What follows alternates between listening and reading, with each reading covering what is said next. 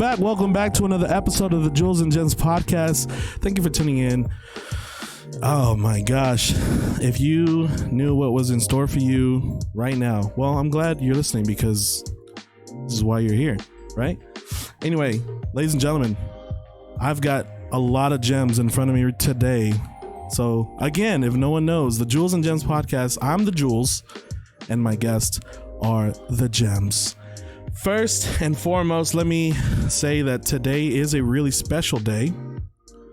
I have in front of me a pretty substantial amount of family, and this is going to be a family podcast. I don't know about family friendly, but we'll try our best, but this is my family, and I am honored and privileged to have them on, and we're able to make this happen. So let me go ahead and introduce to you some people that are in front of me. I'm going to start from my left. Let me go ahead and get Ray. How you doing? I'm good. How are you doing? I'm doing well. Okay. Who are you and what's your relation to me? Well, baby, I am your aunt. I am your mom is my sister, and that's how I know you. And I love you very much, my pontones. That's a family nickname that I was given. All right, that was Rach, and next in line we have. This is Lila. Lila, also known as. No, Dalila, and you can call me Lila. Yeah. And my relation to you is that I am cousin to your mom. Yeah, she is my mother's cousin. Okay. All right. Now, next. Damaris. Welcome, Damaris. And what is your relation to me? Your relation is that I am your mother's cousin. Another one of my mother's cousins. We got a lot of cousins here and stuff.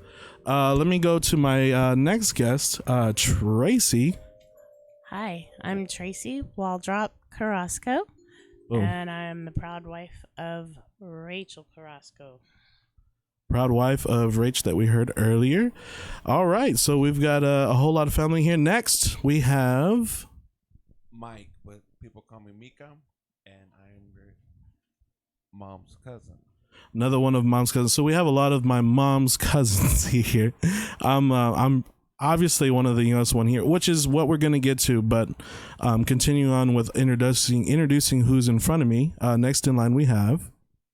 I am Dora. I'm Julz' aunt, and I am his mom's older sister.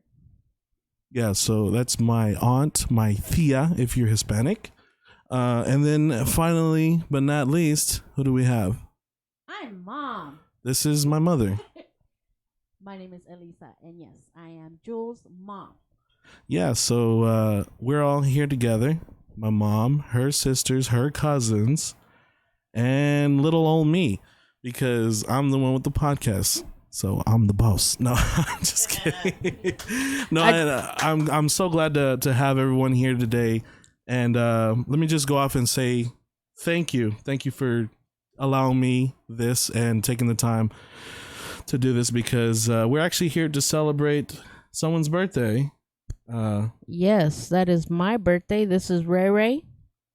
It's my birthday we're celebrating. Thank you very much, everybody, for showing up. And it's funny how we all surprised her one by one and surprise after surprise. And yes, I did get surprised very, very much. Yeah, she wasn't ready at all. How old are you, Ray? That doesn't matter. She doesn't want to disclose her age, which is fine. Still too young to care. There you go. Old enough to know better and still too young to care. Wow. I like that. All right. So I'm in the presence of greatness, I say, because these are some great people that I know that I was raised by, with, blah, blah, blah. And if you were ever wondering how your boy got so funny, I would go ahead and just say that these are the people. These are my inspirations. These are the reasons I am who I am, of course. And yeah, I think it's so awesome. Let me go off and say, so between you and I, everyone here, let me just say that the generational difference is a parent, correct? Yes. Yes. Yeah. Okay. Let me ask one thing that is something that just comes to mind. What do you feel is one of the things that you dislike the most about my generation versus your generation? Starting off with my left here on Ray. Y'all don't know how to play outside. No, but we did play outside. Well, when you were itty bitty, but now I can't get you outside if it would. I needed to save my life. I'm sorry. Am I not sunburned right now? That's different. If you were at home, you would not go outside. What? Oh, I mean, that's true. Okay. That's true. But I mean, I'm curious of what Leela has to say. okay, Leela, what do you say? I mean, not like today's generation, because I think today's generation is different than what my generation is, because there's a generation after me. I highly agree with that. Yeah. So my generation, we were in the transition of first playing outside and playing, soldiers and blah, blah, blah, playing with sticks and stuff outside.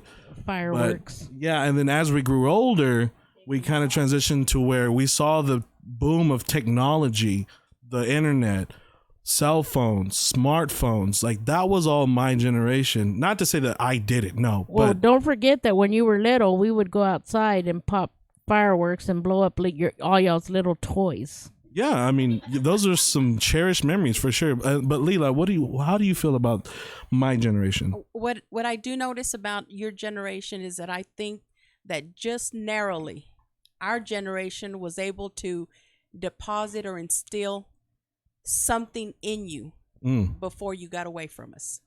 Okay. There's a smidgen of us in you, and then as you got older, I think some people started losing it, and then I think there's still some out there who still have some of what our generation tried to instill in you and deposited and poured into you. Okay. All right. So by example, what is one thing that comes to mind that's saying that you instilled in us, but we probably don't have so much now? Well, as far as our culture goes, the Mexican culture, I think respect for elders.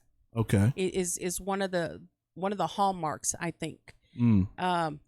Respect, something as simple as greeting your elders when you first get together or you walk into a room, Opening a door.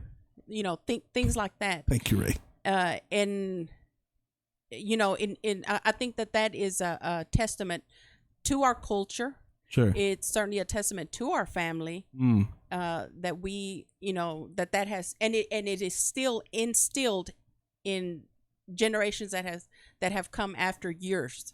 Okay. So respect for the elders, I think. Okay. No, that's a good one. Okay. And then next, how do you feel about my generation versus your generation dislikes? Well, I do want to piggyback on what Leela just said about respect for elders and the culture that we have. Saying greetings, saying hello to everybody, and then saying goodbye. Because in our culture, that's what we do. We go and say bye to everybody before we leave. We just don't say bye, everybody. No, we go and we give them a big hug and some kiss on the cheek and say bye. And nowadays, or from what we're seeing now with the little millennials now, you don't see that.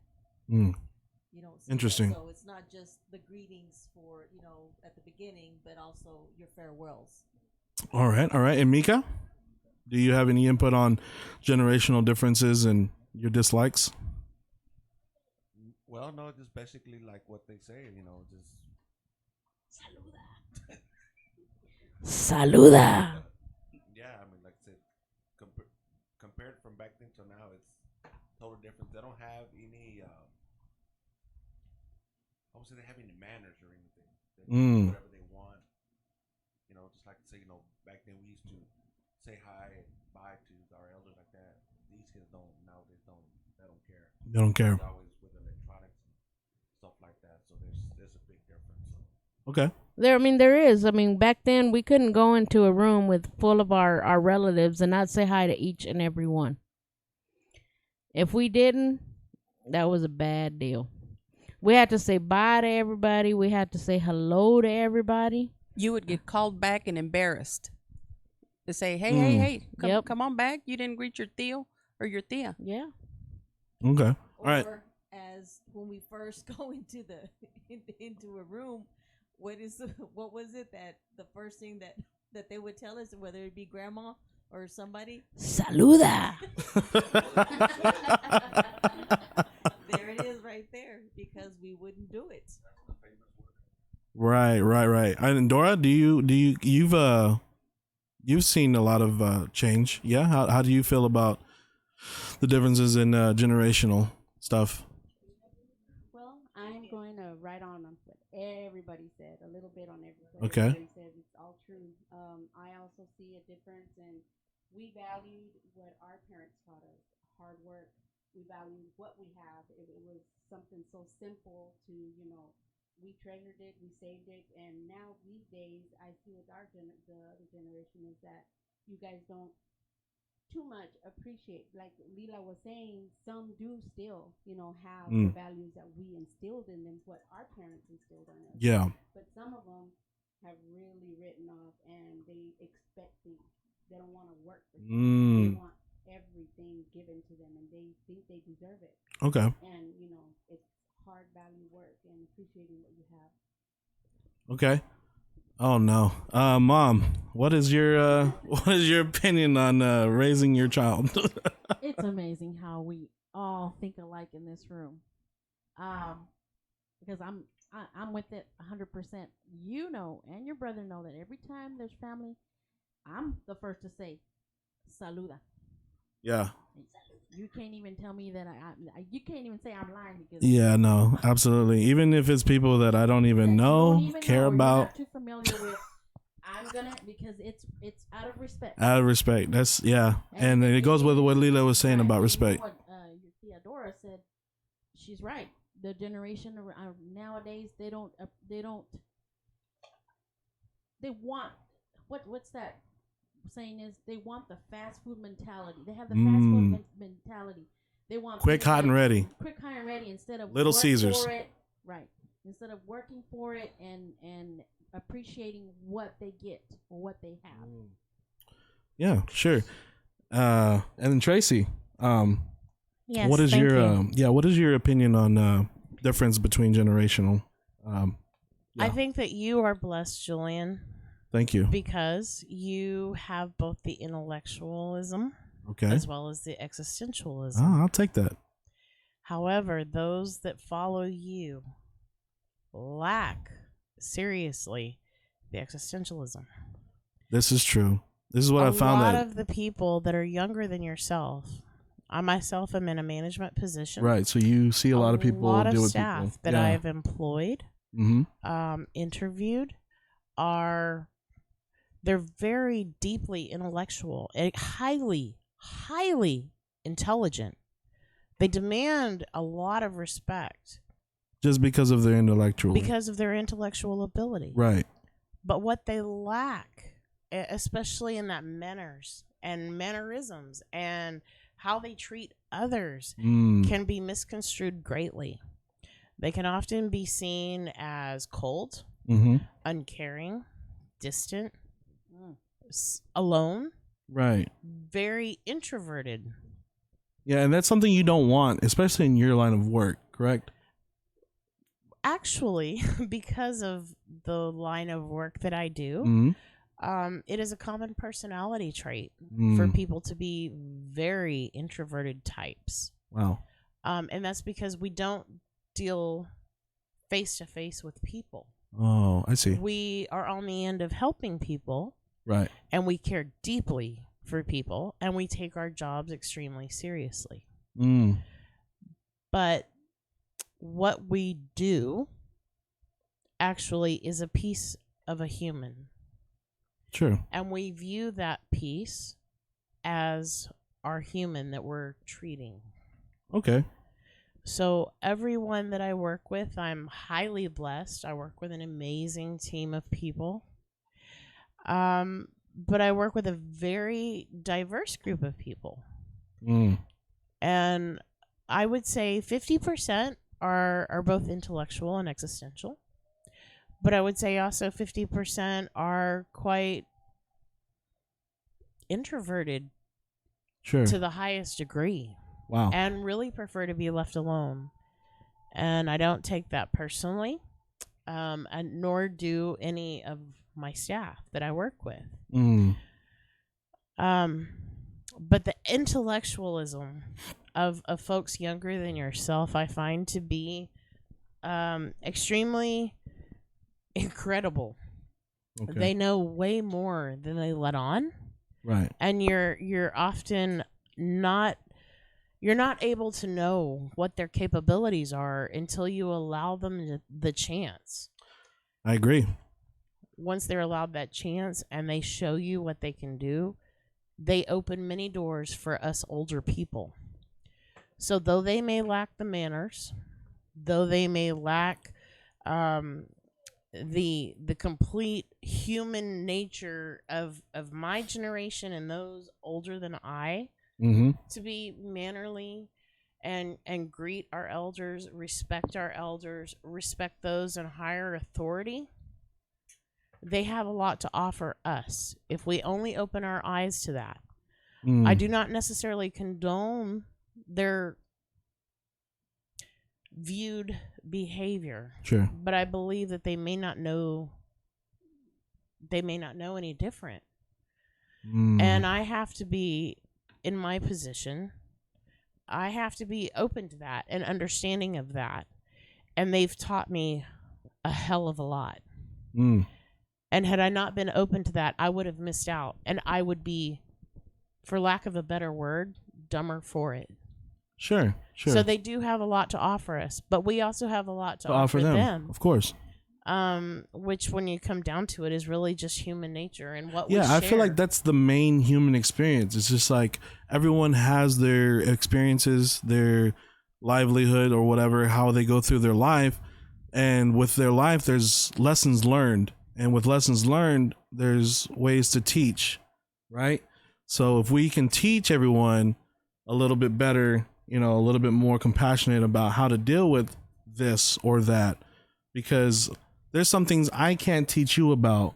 There's some things you can teach me about, but then there's also some things I can teach someone else about. But you know what I'm saying? Like, it's all applicable if we allow it to be, but we have to be open to receive it. Right? 100% agree. Yeah. 100% agree. Yeah. The desire to learn should never leave any one of us ever. I believe that knowledge is power. Knowledge is power. The more you know, the stronger you are. The stronger you are, the better you are. The better you are, the better the people around you become because you better them. It's crazy how much you can influence people around you.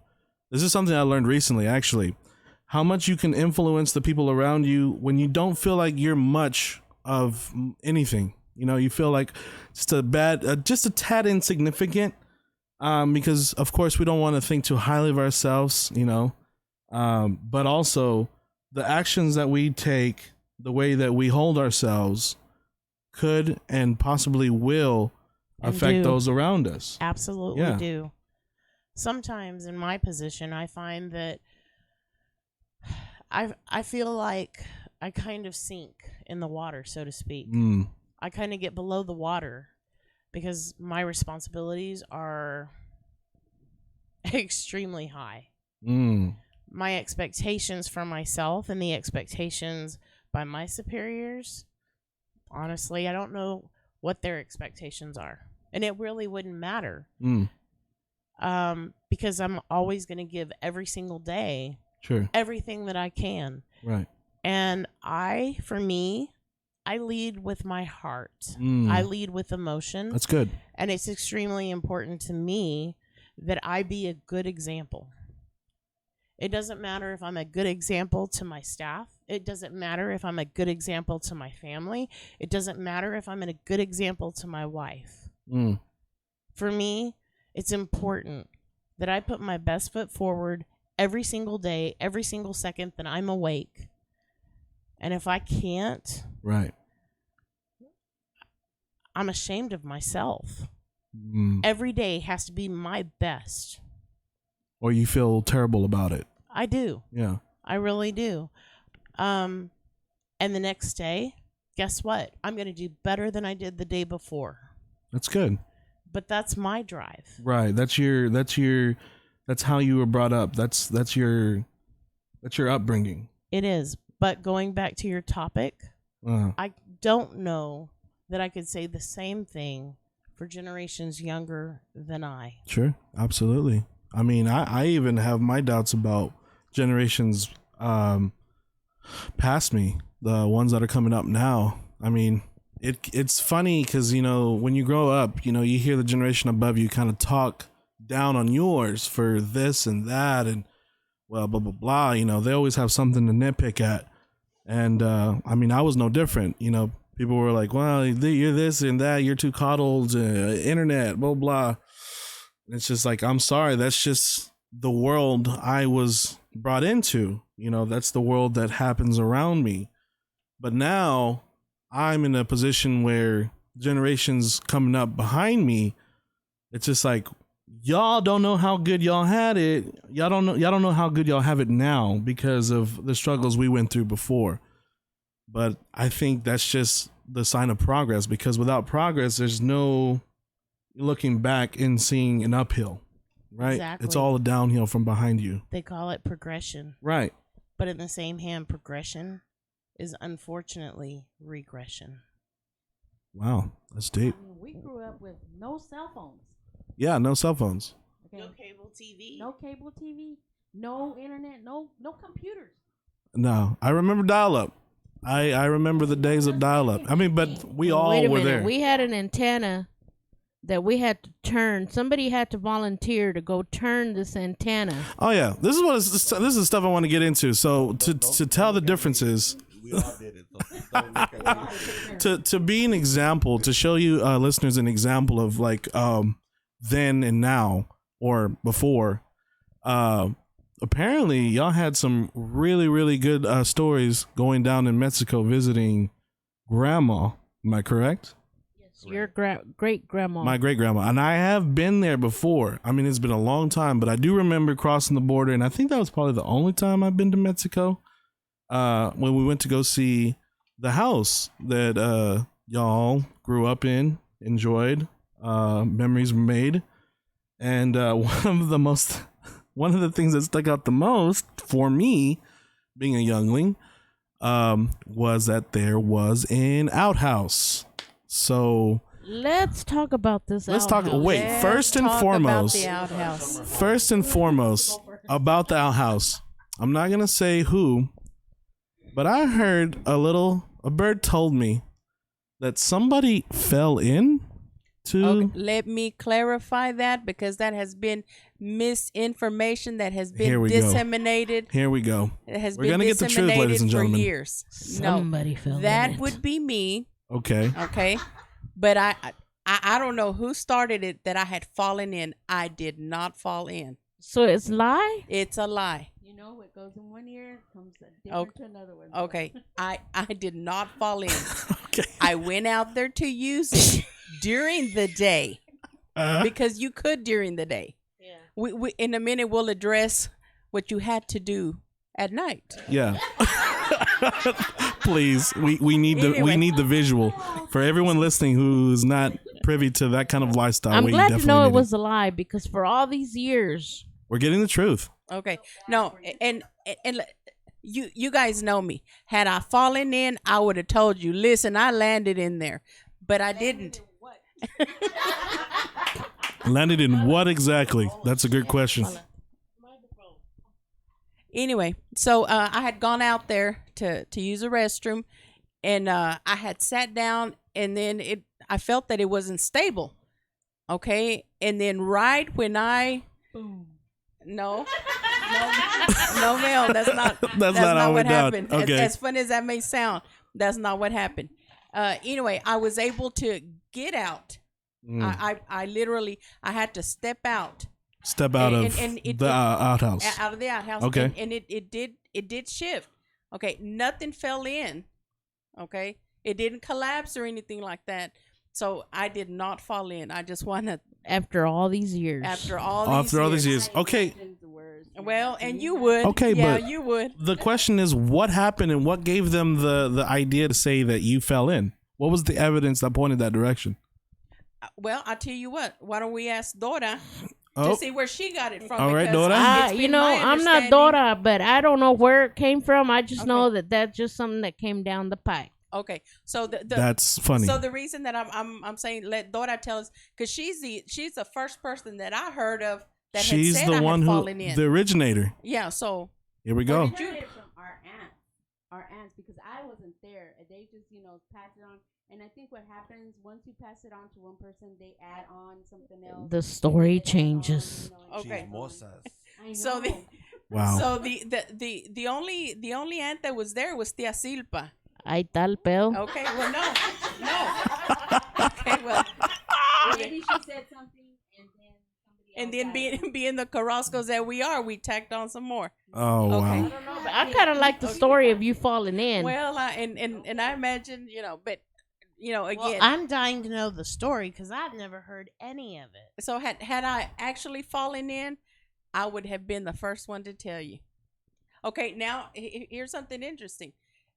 To whatever aunt said that, you should ask her, or whatever aunt you heard it from, go ask them. Well, who hauled her out? That is very true. That is very We're going to true, get to 'cause the bottom. then Not nobody- tonight, but we'll get to the bottom at some time. Maybe never. Nobody cared about that part. I want to know is, did you finish your business? Did you take care of business? I didn't even get started. Let me tell Oh, you. wow. That's what happens at night. happened? So you went in there. You felt a shift and you got scared and ran out. Yes, I had pulled my drawers down just enough where I was going to go sit, and I felt it shifting. I yanked my back The back end? the back end, and I hauled it out. Oh, wow. Talk about literally hauling ass out of there. Well, That's that's that's the life of living in an outhouse. And then there's also stories about how you had to clean out this outhouse, right? There's no. It wasn't actually cleaning out the outhouse. There was these bowls bowls. that were back in the day were called porcelanas. Porcelanas. And in the morning, those were bowls that our aunts would Peapots. use. Yeah, is they were what they're known as peapots, right? peapots. Well, in the morning, whoever was around got to take those out. So you wanted to be the person that was not around. Well, yes, I was around. I think we all were around at one point. Yes. I think we all had to go And- empty them. Talk about going to empty these porcelanas full of pee, or if somebody had something more going on that night. Oh my gosh. Talk Yeah. about going. Yeah, Oh my gosh. but we did They it. said we didn't have breakfast that day. Yeah, but we did it.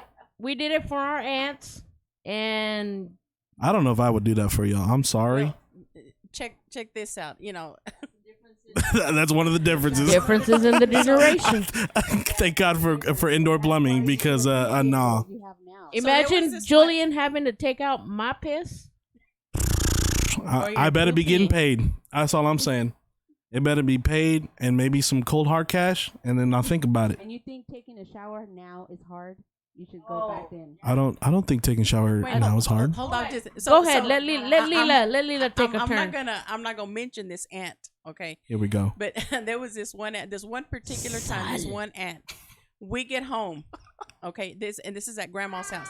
We get home, and of course, it's at night, and she's got to go use the restroom, so she uses it on the side of the house, okay. And then we go in. The next morning, I was tasked with getting like a piece of cardboard and going and scooping up Oh my the gosh. deposit to go dump it out. Wow. Yeah. I would have preferred to do a pea pot. At least we had the pea pots. I didn't have to go scoop nobody bed in the house. I gotta say, from my perspective, that we never had pea pots, but we did have 5-gallon buckets.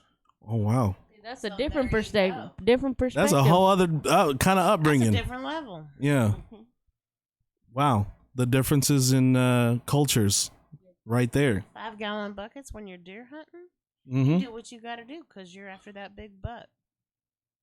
5-gallon buckets are used in about everything. Yeah, you can Yeah. water glass eggs. You can have pickles in them. Yeah. I mean, you can have all sorts of stuff. Absolutely. Barbecue sauce in 5-gallon buckets. Shoot, you can even plant squash plants in a 5-gallon bucket. Yeah. Full of piss. Or eggplants, right? As You we can do learned earlier. anything. But yeah, I mean, if Earlier it's we sweet- had a joke that I did a mistake. This is Ray. I had a mistake. let 'em know who I you did are. a big mistake, didn't I, Julian? I was asking, what do you Big. make with eggplants? Well, here we go. apparently I opened up the door. Yeah. You opened up shop. I did, and boy, It was a howdy. kissing booth without the kisses. Yeah, it was, and I got dealt with. My friend over here. My friend. She asked, You have friends? what do you make eggplants with? Eggs. Well, you make eggplant parmesan. You make lasagna. She was asking her wife, what do you make with the Well, but- eggplants? My wife didn't answer, but my cousin did. Yeah. Cousin Lila said, well, you use eggs. You use eggs. You Yeah. make them with eggs. You make it with eggs. We gotta know, but we do have to say real quick that between my sisters and my cousins that are here, we are the closest that of all of our family. We are the closest. Yeah. Yeah, this And is what I heard. We dealt with a lot of Mother's Day, a lot of Thanksgiving. Yeah. Between those two families, oh my goodness, we had a ball, and there's no stories with one without the other. Yes, and if I may interject here, let me tell you what I think the basis of this closeness is. I think the fact that we grew up poor. Okay, we grew There it up is. poor, and builds character. yes, it does. And I think the fact that we live close to each other, and this is one of the fondest memories.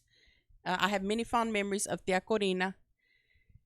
That's my grandmother. Yes, Yeah. yes. My mother's mom. And one of the fondest memories that I have of her is that after our dad died back in 1980, okay, he suddenly passes away in an accident, and of all my mom's siblings, of all of them, the least of the ones who could come see us, the one that was harder for them to come see you. She was the one that could least do it, to come visit us. Well, not only was she there, the girls, Dora, Lisa, and Rachel, every single weekend for I don't know how long, they would go to Big Lake to see us. We had just lost our dad. My mom lost her husband. And not only would they go see us, my aunt would never show up empty-handed. And even we're talking about my mom that was a single mother. a single mother. parent. And she would bring, what would she bring? What was the kind of things that she would Sodas. From everybody's, the store everybody's. And if you're about that age, you probably recognize what they're talking about, because I never knew of any place called Everybody's. Yes, the I've grocery never heard store. of it either. As a Caucasian. As a Caucasian. So this was a West Texas store. Yeah. Grocery store. Okay. And she never showed up empty-handed. Right. Okay, she was a struggling single parent, 3 girls, and they were there every weekend for us. Wow. The one who could least do it. Mm. And I will never forget that. That has always meant the world to me. And to your mom, of course. Oh yes, to all of us. Right. Right. And so when Tia Corina passed away, I mentioned it to my siblings, and we all agreed. When Tia Corina passed away, that's the closest. At that time, that's the closest that we could have gotten to losing our mom without losing her. Right. Absolutely. I mean, I don't that even know how hurt. that happened. I know that mom passed away, but I don't remember. I don't. I guess I am not. I guess nobody has told me how it is that y'all found out. Who told you how y'all dealt with Yeah, it? how did you find out? Who was the one that told you? Because I'm sure it was at least one of y'all It two. was me. Yeah, because you were the. I mean, we were the first to know, apart from me and Stevie. Because I remember we were the ones that were there when it The happened. one that I We think found Stevie him. Ray is the Julian one that and checked her Yeah. her heart to see if she was beating. And then he came and got me, and then I called you, and then you started speeding from work. Yeah, I think Stevie was the one that checked Mom's heartbeat. Right. He said, "Yeah, I remember that. I remember that." But yeah, absolutely. I'm kind of curious to how it went. Okay, go ahead, Lee. Well, it kind of was a blur. It still is, but all I remember is I had to walk out of the house. Yeah. And I called Delilah, and I said, "Are you sitting down?" And I was already crying. "Are you sitting down?" And I don't know what you told me. What happened? Or I don't know. What you told me. I went and sat on the bed, on my mom's bed. She was sitting in her chair, and she's crying, and she's telling me that, my mom. Okay, well, what happened? She's gone. She's gone. I slid off of my mom's bed on the floor. I've never heard this story. I've never heard it either. And Yeah. it hit me hard. I don't even. This is. I'm sorry. This Yeah. is very painful for me right now. Yeah, and so my mom is sitting there looking at me like what happened, and I couldn't talk, and I was crying, and I was crying, and I finally regained composure, and We're and able I to told tell her. Tia Corina, Tia Corina's gone. Yeah. Well, obviously I wasn't there when this happened, but I was at work, and obviously I live in Spotswood, Texas. I work in Austin, Texas, and this is where I think Dora. I had to call Tracy, and I told Tracy, you're gonna have to tell Rachel some news. I was Your mom yeah. passed away. I was wearing some remember. sandals that I literally I don't. blew out of. She started throwing chairs around, didn't she, or something like that? No, actually, what happened? She stood up, and I could literally see every muscle in her body expand. Like, I seriously believe 5 times the size of her normal body. I could literally see the negative energy. She had on in between toe slide in sandals. They were brown with brown soles. And she literally exploded the portion of the sandal that was tacked into the sole of the shoe between the large, big toe and the second toe and exploded them. Wow. It was. I walked out of there. I walked out of my office barefoot. Oh wow. It was the craziest thing I've ever witnessed. It seemed that it appeared in slow motion, and it broke my heart.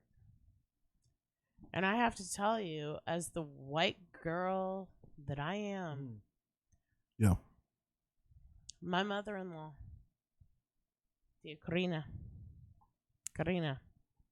Mom, Mother, I never understood a word she said to me. Yeah, she was solely a Spanish speaker. However, I don't know. She may have understood something from me. But with no words, I could feel her heart. I could feel her soul. Sure. She was beautiful.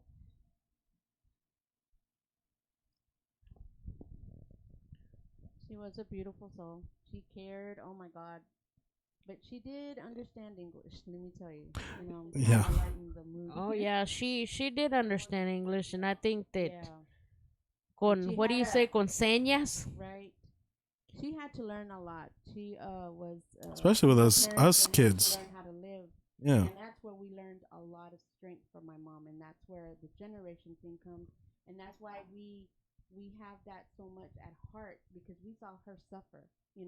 We saw her work 3 jobs and walk. She would walk because we didn't have a car. She would walk all the way from I would say what about it was like 50 blocks maybe. 50 blocks. 50 blocks. My mom would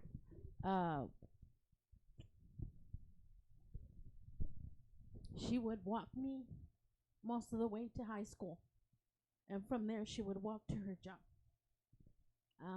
Our high school, our high school was like on 42nd Street, and her job was on 2nd Street. So Permian High School, by the way, Jesus, all the way to second. to go to her job, and then she would walk home.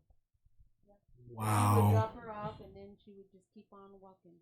Go ahead, Leo. And she never told anybody about this. This right now is news to me. To me. Yeah, she would walk everywhere, mijo, and she had 3 jobs.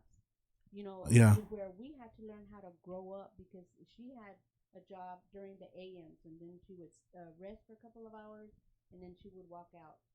During that time, though, she used to work at Texas Instruments Mm. in the wee hours, and she'd always have a ride for that. You know, she always had a good lady that would bring her by. I do have a funny story about when she worked at Texas Instruments.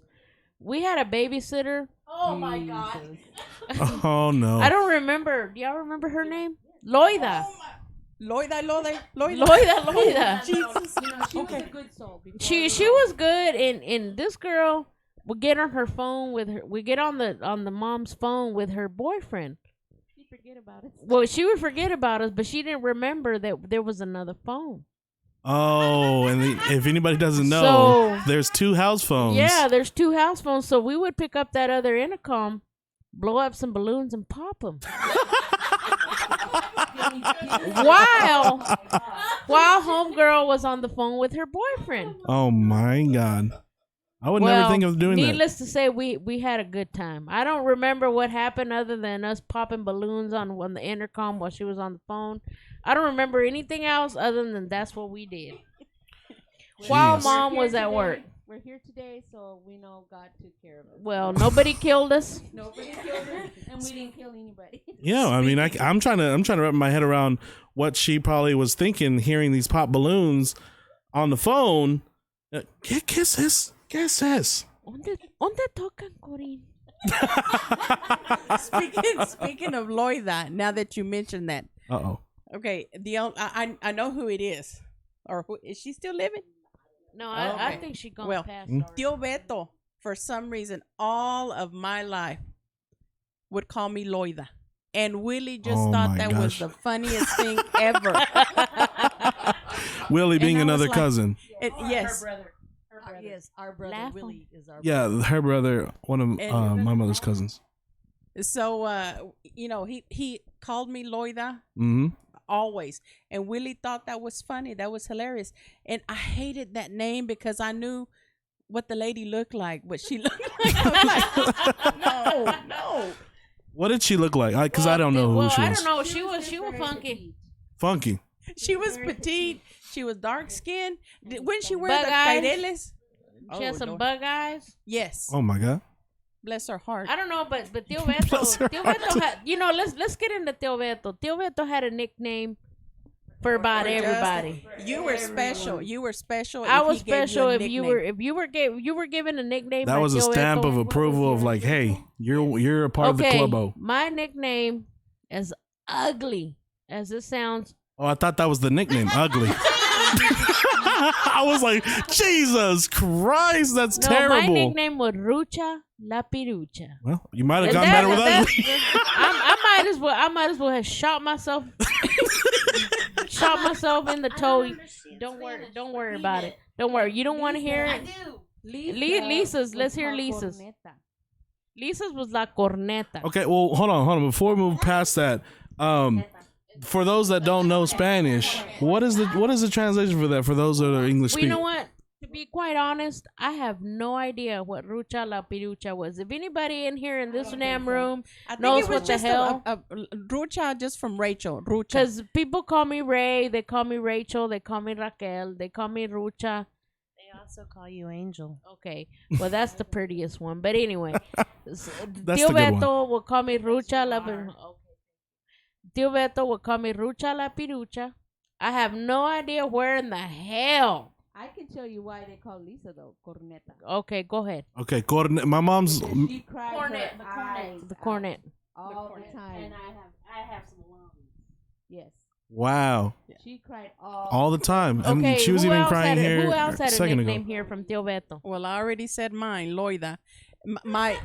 My siblings, my oldest brother Saul, he would call him El Rifle, the rifle.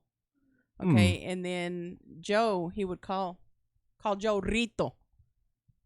Go figure. Willie. What the heck does Rito mean? You got me in the room. So- I don't understand. okay, so-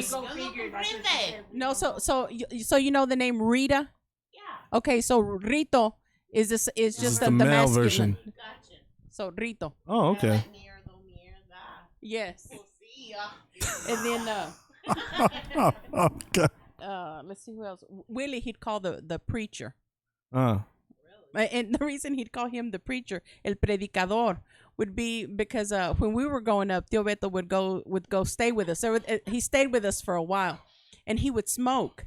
Okay, and anyway, so he would get Willie, and he'd stand him up in front of him, and he would tell him, "Okay, mijo, this is when you go to church. This is what I want you to tell the hermanos. This is how I want you to greet them. Paz de Cristo, hijos de la tal, pa' acá y pa' allá."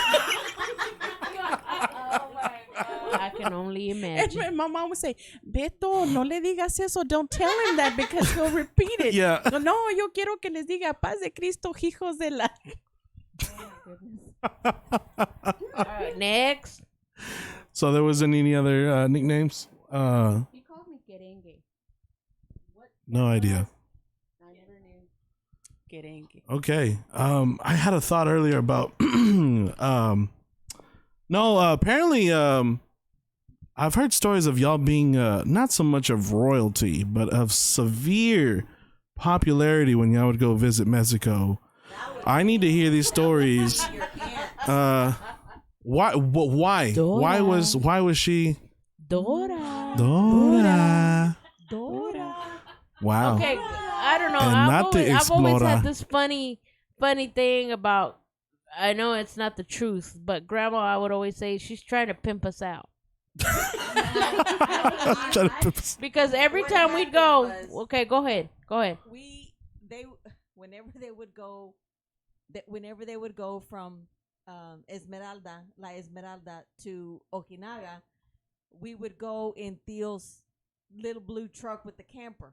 Mm. Tío Tío Tony's. So it was Yuyu, Dora, and myself who were in the back of the camper. Uh-huh. So we were parked somewhere in Ojinaga, and the boys. And these are these old campers with the little flip windows on the Oh side. yeah, the little and flip the little windows. tiny door that you could barely fit in. Yeah. In the back. Mm-hmm. So these boys would come in wanting to. Well, they were flirting, is what they were doing. But the only name that they knew What's was Dora? Dora. So they would go up to the little window, Dora. Oh my gosh. And my cousin Delilah, that's here, she would tell them. And say, What would you tell them? I said, "You guys need to go home and shower first." if you want to see these girls, you need to come Yeah, you- tomorrow dressed up. You need to go shower. Dang, have some standards. And they did. Wow. And Hey. they came in their Hey, same but don't clothes, and forget. They smelled like vitales. Don't forget that Grandma would say, "Salgan para que las miren." Oh yeah. I don't know who wants to translate that, but that's what Grandma would say. I think my grandma was a beautiful lady, and she was one that, thank God to her daughters, was a little bit more upgraded in the ranch that she lived in the area. Upgraded in what sense? She had like a little store, and she had a little better things than a lot of other people. I would. Okay. She was better. She was on than the some up. of the other people that lived. Yeah, a in better the- Okay. home, and, So a little bit better She living. had the biggest TV. Okay, so Yeah, she the was console new. TV. She was up on the new things. So whenever people would just pass by, a lot of people would walk by, and Mm. the thing back then, you left the windows open so the breeze could come in. So a lot of people would, a lot of these gentlemen or kids would come by and stand there and watch the TV. Watch Because a lot TV of with them- us. They didn't have TV. A lot of them didn't have it. That makes sense. Yeah. They would gather their pennies, or their Mexican money to come and buy a Coke so they can come in and see us. So they all knew that every summer that the girls from the United States were gonna come, and I think it was just a funny. Wow. It wasn't just any girls from the United States. It was Dora. Dora. It was Tia Corina's girl, and let me just say, I am very fortunate to be like the old of all of us here, the oldest one. So I wasn't even in the running. You were not of interest. So Corina had the women that people were chasing, huh?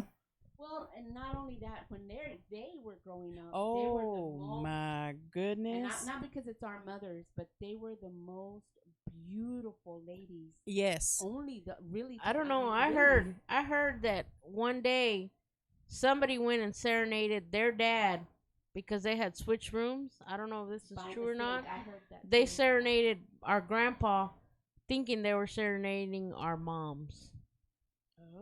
I didn't know about that. I had heard that from my mom that they serenaded grandpa instead of them. Because they got the wrong room. They got the wrong. Well, The wrong because I don't window. know if they There was a lot of them. switched Some of or them, were they, Yeah, But but the girls. the girls. Let's see, You know, well, I don't interesting. know. Se- 7 or It's- 8, I think, yeah, it girls. was like 7 or 8, but they were old. They always took care. They respected them. You know, they. Yeah, first off, they were beautiful, beautiful women, and they sang well when they got to singing in church. You know, that's who they wanted to hear. Who are we talking about? Our moms. Our moms. Oh, okay. Yeah. Okay. Yeah, and so they were back in the day. They were known as las Carrasquitos, Which translates to. the little Carrascos. Okay. Yeah, las Carrasquitos, and they were all that. They were all that. So they were the hot ones. Yes. They were the But lookers. they respected. You know what I mean? They just didn't go out there and flaunt themselves. They, you know. my Oh yeah, Grandma kept a tight leash on these girls. Yeah, they did. Yeah. And I think that's what made it more appealing to the. Yeah. Sure, absolutely. Yeah, that's interesting. I mean, I didn't know that. There's a lot of things that I'm learning too. But wow. I mean, it's all about how you carry yourself ultimately. And I mean, that's just with anybody, any generation. However you carry yourself is the kind of respect you'll be demanding, not vocally, but with your presence. So yeah, I mean that's actually really good. So they were singers, y'all are singers. I sing sometimes. You are a singer. So what you're saying is I'm also really good looking because of their good looks. So you're saying I would do well in Mexico or We'd have to Possibly. take you. I don't know. Now it's our turn to protect. So I would like to interject as a Caucasian female. Yeah, what's up? What's so beautiful and romantic about the Brown skin. What? what? Sorry. Go ahead. Sorry. I don't know what the proper term would be, whether it's the Latino heritage, the Hispanic heritage. Sure. Sounds good. Either way, I apologize if I've misspoke, but it's beautiful. It's almost antiqued. Yeah. I think I like to learn about other people's cultures because I think with everything there is a richness to it. I mean, there has to be, especially with a minority culture, because with a minority culture, that's at one point all they had, right? But you know what's beautiful about the minority culture? Mm, It's truth. sure. It's truth. Yeah.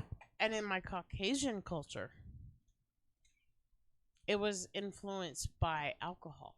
It was influenced by drugs. Mm, It was influenced by other people. sure. Whatever's cool, whatever's hip, whatever's at the moment. Mm-hmm. Never in your wildest dreams would you have ever found a Caucasian male serenading a female. It was more about the female Caucasian chasing the Caucasian male. For his wealth, probably. Actually, it was. I don't know. I was probably not the hippest, coolest, awesomest, raddest, whatever you want to say. Mm, I graduated high school in 1989 from a very, as I call it, uppity high school. Sure. At the time, Uh-huh. not very proud. Yeah. At this time, older in my life, extremely proud. I didn't understand what growing up in a better school district did for me. Okay. I underappreciated it, Sure. took it for granted. Sure. But the other side of that is people who are served everything, life literally on a silver platter. Mm. I was one of those people who lived in the district, worked hard for everything I got. Sure. Much different than those I was surrounded by. Yeah. But truly, what I'm saying is, how do you tell someone that you love them? How do you show them? How do you prove it to them? There should never be a barrier of skin color. There should never be a barrier of you pissed in an outhouse. You pissed in a 5-gallon bucket. Yeah. It should be about we're humans. Sure. It shouldn't even be about you're a male, I'm a female. I love you because Of who you are as a complete person. me. Yeah. And you know what? God still loves me. Boom. Bottom line. Right there. God Yeah. still loves me. Sure. God is Absolutely. everything. Yeah. And when he says it's okay, it's okay. It's okay. It is done. It is finished. Those are some good words, some wise words. Yeah, absolutely. One thing also I want to talk about is we've talked about the gap of our generations and things that we've disliked about it, such kind of pointed out things of our differences.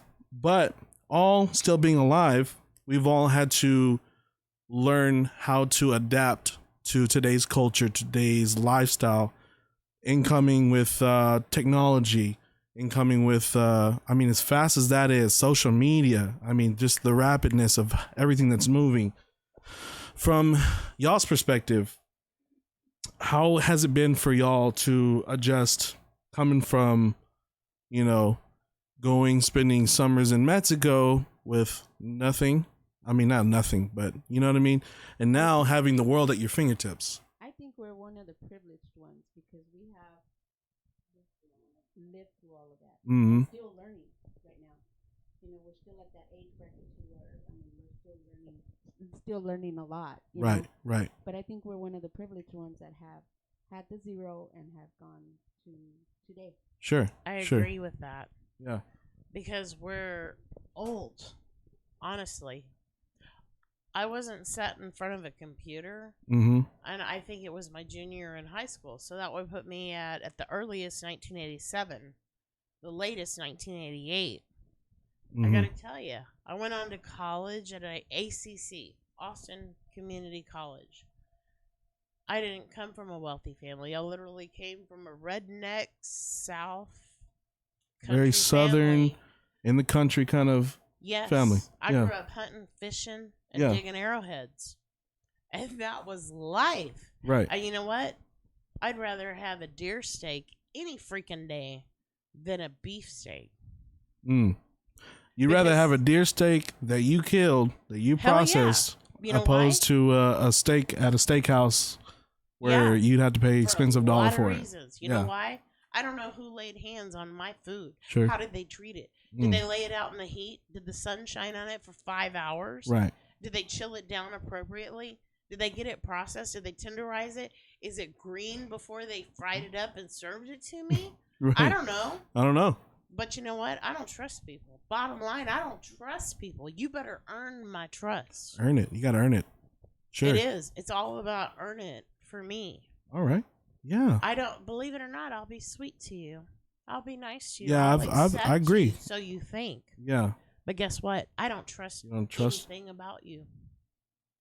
And that is the bottom line. You will earn my trust. If you do not earn my trust, you're fucked. Bottom line. There it is. Get out. What You are think, not Leela? allowed. What's your opinion? Yeah. What about Leela? How do you feel about growing up from start to I'm old now? school. Sure. I'm old school, and there's a lot of old school in me that I value and that I still strive to teach the new generation. With all this technology, the advances that we have made, I've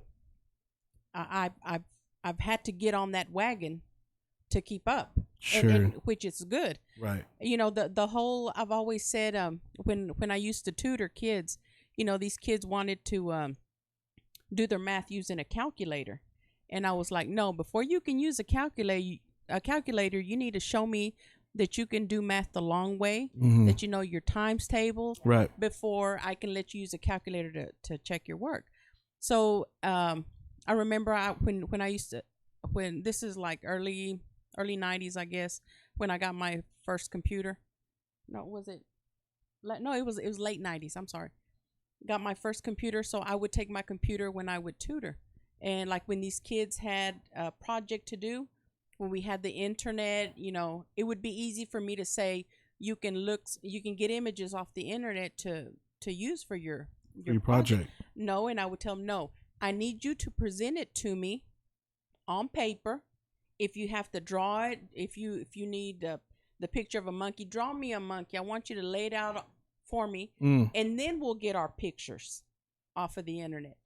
But for a final product, yes. not for you to just have. So I'm old school in that. I think that even though the internet, we've got all this wonderful, this wealth of information that we can get off of their images and all that.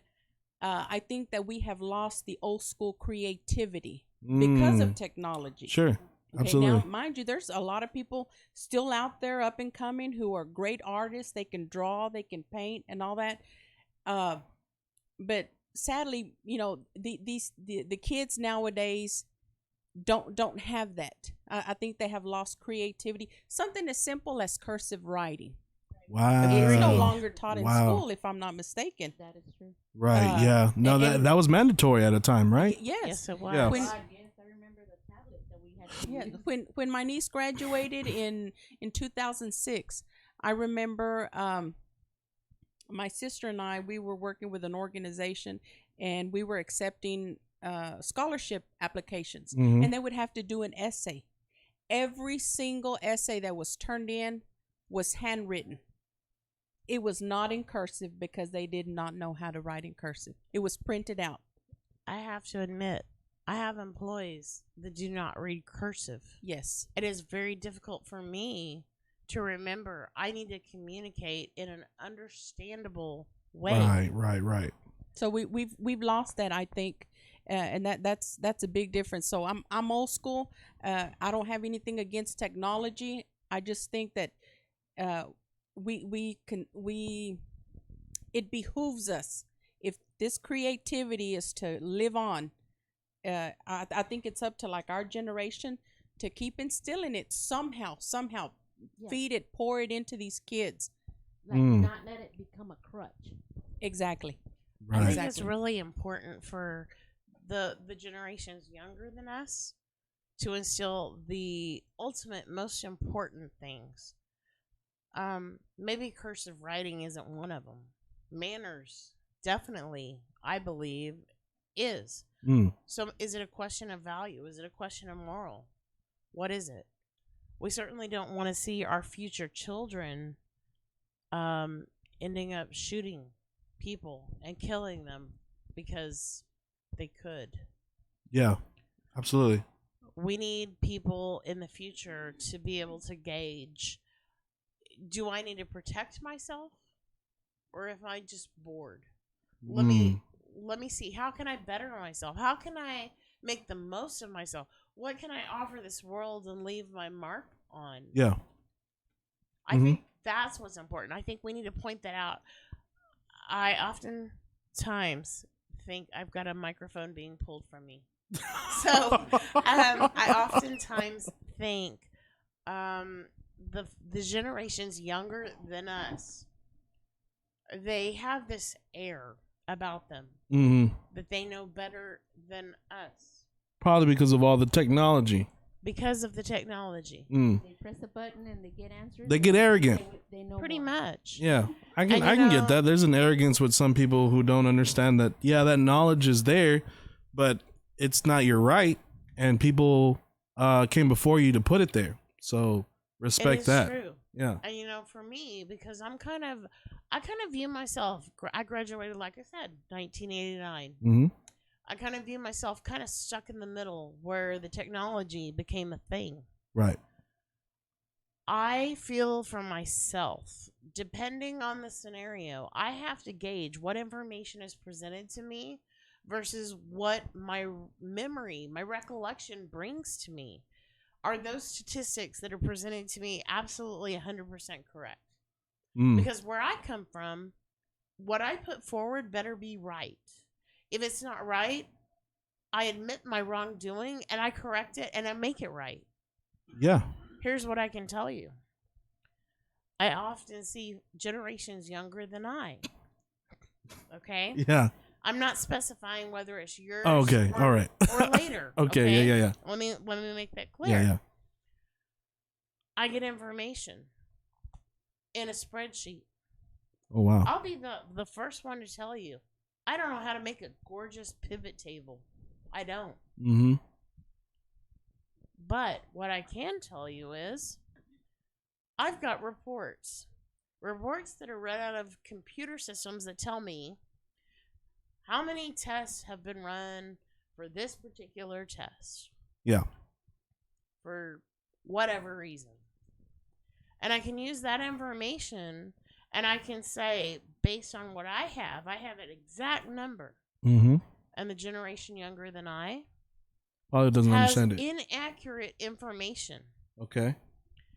But the information that they provide is extremely helpful, though not 100% accurate.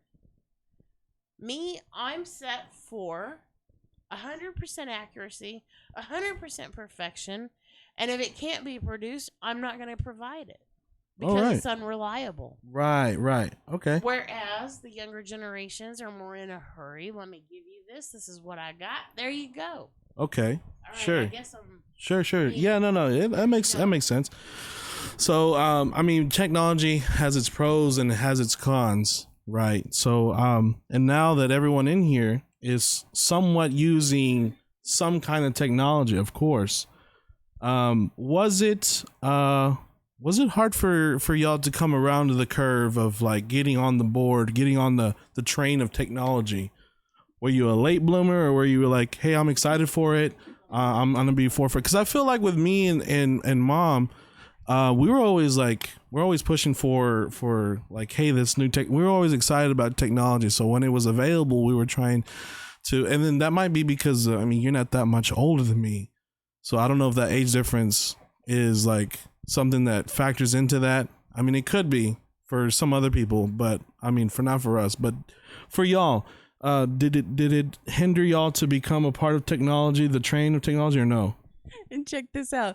So when we finally got our first computer, we had wanted it for so long. Had no idea how to use it. No, we did. Okay. We kind of did, but it was funny. We wanted the computer. We finally got it.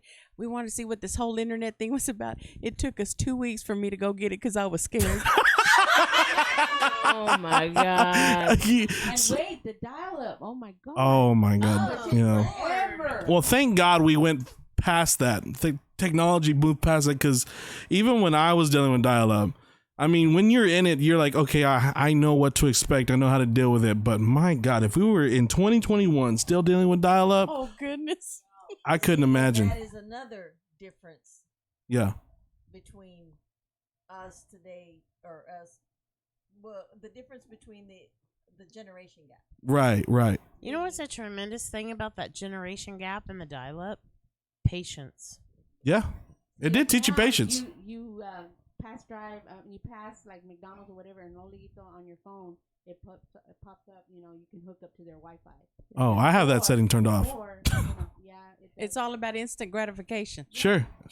It's all about fast moving and having it easily accessible. Having it right. it pops Right. up like so quick, like my mom's chancla. My Yeah. mom was a perfect game, and that's what she passed on to my generation. The chancla. I gotta say though, The chancla. you know, this impatience, unfortunately, I think it leads to AI. And I think AI is dangerous. And that's where we're Artificial headed intelligence? right now. And I'm scared to death of it. Yeah. AI. They want to implant this shit in our brain. I feel like AI is not so much a science fiction like novelty. Not anymore. Because if you think It's about reality. it, yeah, no, absolutely. There's AI in your web browser, in your phone. Everything.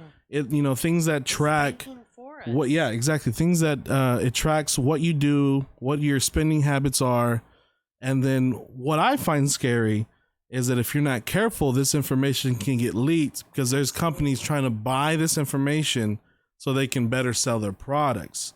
So that's exactly why, if anybody is curious of why sometimes you speak about or think about or like search up, a certain product, and then before you know it, you're on your social media and there's ads for it. And it's because in the settings, which they don't tell you, is that they're tracking this information. Now, if you want to get informed, there's YouTube videos on it, how you can, keep this from happening and such. But artificial intelligence essentially just learns about any information that's given to them. It learns from it. So, it doesn't have to be a supercomputer. It doesn't have to be something you've seen in a Marvel movie. It probably doesn't even have to be extremely intelligent. Right. Because It's we're basic. human minds. We think we recall when we looked up or Googled blah, blah, blah. Yeah. But guess what? Now it's showing us exactly what we're thinking about at the moment. And you're like, holy shit. It's showing wild. us what we were just thinking about. And you're Yeah. like, okay, did I dream this? Mm. Or did it read my mind? Who And knows? You know what? We don't honestly know at this point. Who Because knows? we think Yeah. we haven't looked it up. But maybe we did. Now we're not sure. Yeah. Because you know what? The world's at our fingertips and it happens so quickly we can't even recall our own memories. Sure. It's dangerous. It is. It is. But, going back to the question that you had asked about us adapting to the new To the technology that's, to the yeah. technology. Mika, what do you have to say? You're staying so quiet back there. Agreed. Mika. Talk. So I know that they use technology on a daily basis. Well, due to our jobs, we Right. have to stay up to date. Right. And they keep in contact through technology, Jobs that we have. which is great. I'm like, hey, that's dope. Y'all are keeping in touch. Technology's there for that. I don't typically see you or hear you doing the same thing. So how has technology affected your life and growing up without it and now? For me, it just like I went with the flow. I Mm. was that type like I needed a computer or I needed this, I needed that. It just went with the flow. Okay. But Yeah. if I was at a friend's house that had a computer or something, it'd be cool. Like, oh wow, computer, log on and stuff like that. Mm. But Would you consider yourself to be tech savvy? Because I know that's a term that, sometimes you need to know that, especially like sometimes now they demand to know that in some jobs, in your job application. They say, hey, are you tech savvy? Are you aware that, this is going to require some, knowledge of some technology, some programs and such? Would you consider yourself tech savvy? I know your basics. Okay. But I'm not gonna be like, oh, he knows. his I stuff. disagree. I think Mika's highly up to date. He is crazy talented on what it is, the things that he does hobby wise. He produces some amazing pieces. So Mm. I don't know what it is exactly that you do on the day to day, 5 day a week, whether it's 8 to 5, 9 to 6. I don't know. But what I know is, Mika, you're crazy talented and use that computer to your advantage. Sure. And your production is beautiful. Thank you. All right. Amen. That's why we ain't got rid of him yet. Thank God. We gotta love him. Well, actually, that actually makes me think because people, Dora. So, if you're comfortable, would you tell us what you do? Because I know that you're heavy into like grilling and cooking and such. That's something that you're passionate about. Would you mind tell us a bit about that, how you got into it and such, and Well, those are just hobbies. It all started. a buddy of mine, he would do cook-offs. So he asked like, hey, would you like to just help out? Okay. Like, all right. So I'd help out whatever he needed, like if it was to prep like the briskets or whatever. I just handing him seasonings or whatever. So little by little, I just started learning off of that, and then next is they got me cooking. And you enjoy it. It's fun. It is. Yeah. But you do other stuff, I hear, besides cooking. Other hobbies? What do you have? My other hobbies. Have it. Making tumblers, making decals. Well, yeah, I mean, it's craft stuff. I have a vinyl cutter, does decals. I do cups. They're not professional, but they're He's on they're Instagram. custom. They're sellable. He's on Instagram, y'all. Well, hey, if you've sold any, then I'd say they're a success. But can I say something regarding the barbecue and all that? So I would like to think that our oldest brother Saul, he's the one that kind of got us started with the brisket stuff, because I know that he's the one that would make brisket, and then like everyone else followed suit and learned from him, and then bettered whatever Saul taught them. Okay. And then him being, bless his heart, at the bottom of the totem pole in our family, he's really the one that has gone out and helped in competitions. Okay. And so he took it somewhere. Yes. Yeah. And he's used that as the base. Sure. And then he's whatever he's learned, he's made it his own. Absolutely. And, tweaked things here. I think that's what you need to do, Yeah. because if not, you're not being original to yourself. And with food, I mean, some people don't care, but I mean, if you're going to competitions, you want to stand out. You want to be able to say, this is mine, this is my creation, this is what I feel deserves to be judged, and let me show you what I can do. Let me show you how I can tingle your senses. Yeah, sure. Usually each time, like after each competition, the next one is like you try to make it better. If it works for you, keep it going, doing the same. Right. But if it doesn't, just change it up. Do some trial runs and go from there. That's The dope. only thing is like just in any hobby or whatever that you do, you just try to make it better and better and better.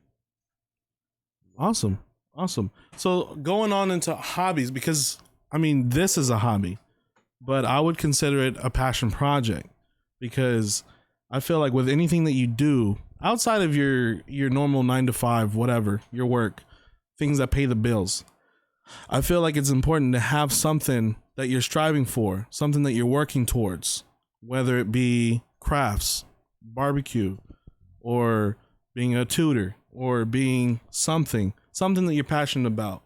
But you have to put in the time, the energy, and the money, because those 3 things, without those 3 things, it's probably going to fail. Absolutely, if you don't invest if you don't invest the time, the money, and the effort, then you're wasting your time. Sometimes it doesn't even require money, depending on your hobby. But I feel like if you're passionate about it, you should invest these things.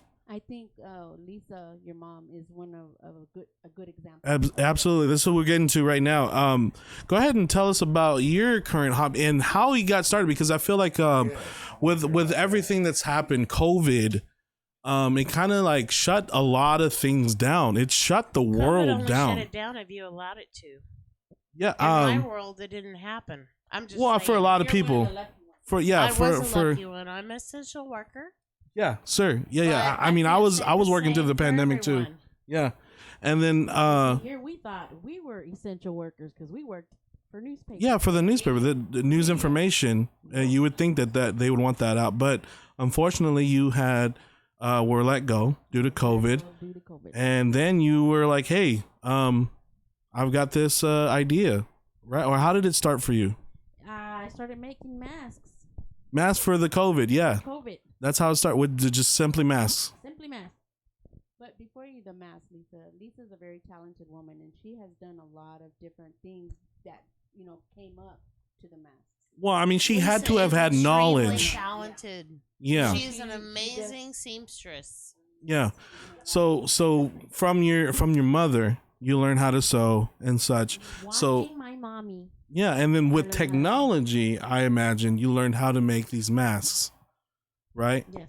Okay. did. And So she put it to hand in work hand with hard. tradition, with your mother's tradition of sewing, that hobby, that skill set, and then with information from the internet, you were able to create something for yourself, and then started with masks, and then now what are you up to now? What are you doing now? Well, first off, I just want to say a big thank you to my cousin Delilah because she was already making masks before I started. Oh, so she was the inspiration She for was you to the start. inspiration because actually her and Lee, I Damaris- didn't actually, all know. three of them. All three of They them. were all making. I they were didn't all in know. there making masks. Making masks. I thought you were the first. No. And man, I promoted you hard. Oh, yeah, it's okay. They were making masks, and I reached out to Delilah because we have like 6 or 7 healthcare workers in our church. Uh-huh. So I said, hey, how much would these masks for my people? You know, Right. because they're in this COVID thing and whatever. She said, just tell me how many they are, and I'll send you something. She goes, but you know how to sew. Why aren't you making them? Yeah. Yeah, because if you recall, it was quote unquote almost like an overnight thing when we had to start wearing these masks. Right. So me being a quilter and a fabric hoarder, so to speak, I had a lot of fabric, and I thought, okay, I've got these beautiful fabrics, and of course, remember back then they were saying how thick they had to be and all this stuff. So I thought, okay, I'm going to put this fabric to use. So we started making masks, and we donated, and I say this first and foremost for the honor and glory of God. Okay, we donated a lot of masks, a lot. It was over 1,500 masks. Wow. Yeah. That's you doing it by yourself. That we donated. And Mika was laid off for 3 months. So I said, if you can operate a forklift, you can operate a sewing machine.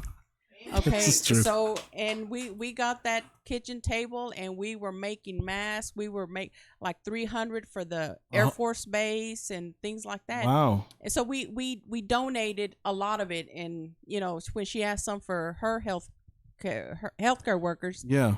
Just tell me how many know what? you need. And As an send essential them. worker, I have to tell you thank you right now, because it was because of you, people like you, that we were able to protect ourselves in the early days, not stages. knowing what was going on Yeah. and scared to death. And we had to be there for our patients. Yeah. Yeah. And it was because of people like you, because we could not get a hold of those items through our Yeah, because vendors. we did. Our there vendors wasn't. were sold out. And because of people like you, we were able to keep going. And of Yeah. course, at that point in time, we didn't know what we were dealing with. And it was scary as hell. We didn't know if we were going to make it one day to the next. We just knew we had to be there for our patients. Sure. Yeah. Well, shout out to anybody who's I'm curious how you motivated her yeah. to get the sewing machine out. That Well- she actually broke and then came and got mine. Well, no, when we were doing this, I was said, still working. yeah, and I go, look, you know how to sew too, go ahead and get started on it. And I remember when I told you, when you finally started doing it, I said, it's not too late to capitalize on this opportunity. And like I said, at the beginning, we donated a lot of them. We got a lot of donations, and we put those donations back into the mask. I said, but when you started, you could sell them.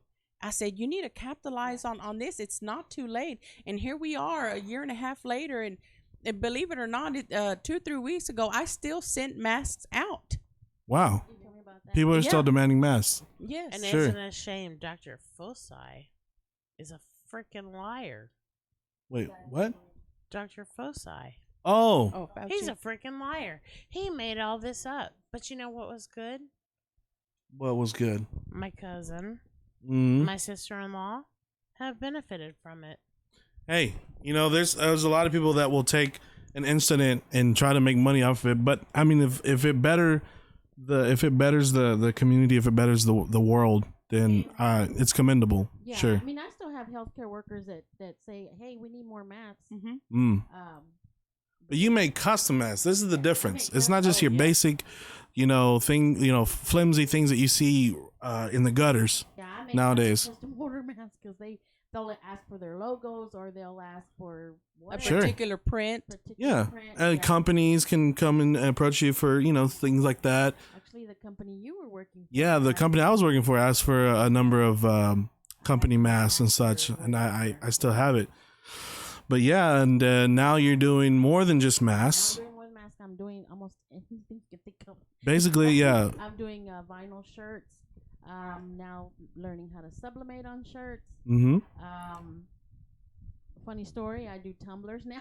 Tumblers. Oh, yeah, I've Really? got Tell to. us I've about got that. to go into this one. I'm The sorry. tumblers are I'm sorry. much better. The tumblers are nice. Yes, The tumblers are much and better. I kid her about it every chance that I get Never lets me live it down. because I remember her saying, she goes, I just want Mika to show me. I just want to learn the whole epoxy, how you epoxy a tumbler. I don't think tumblers are going to be my things, but I do want to learn how to epoxy. Maybe just in case someone asks for Yes. one. Or And here we whatever. are. I told her a gazillion tumblers later. Yeah, I'm just like, as that was a slap in the face because, like, right now, as soon as I get home, I have 26. Yeah, you're personalized tumblers pretty to me. steady on the Yeah. on the Yes. orders. Well, yeah. Steady on that. I And then I have- also now make glitter pins. Glitter pins. I didn't know that was a thing until you were like, yeah, it's popping off, and I'm like, okay, that's weird but cool. And it's a thing that she's gonna get me started off on Wow. there. Hey, Yeah. here we go. Pens are great. People are jealous of my pens. Well, yeah, But what I can tell you is I love my tumblers. I love my tumblers too. She's made me a Yes, couple of they're custom ones, gorgeous piece and I of never work. asked for them, which is really funny because I'm never like, hey, can you and then like commission her to make me one. She'll just be like, look, I got you, I made this for you. When I made you had a Yeti already, and then I. Oh yeah, you're like, do you want me to test or like use this? And I'm like, sure. I mean, I'm not gonna be mad about it. So But I yeah, have to she makes say- some great stuff that and then it's kind of blowing up on the TikTok and such. And Completely. But I have to say, not that I'm stating my political view, okay, but I absolutely love my Don't Tread on Me. yeah, don't tread on me Tumbler cups. that she made me in a 40-ounce cup. It's a really good Because I'm cup. a guzzler. Mm-hmm. Whether it's water, whether it's Diet Coke, whether it's Diet Dr. Pepper. Yeah, and And you know same what I love thing with about me. That? It does way more than a mask. It says this is what I am. This is what I stand for.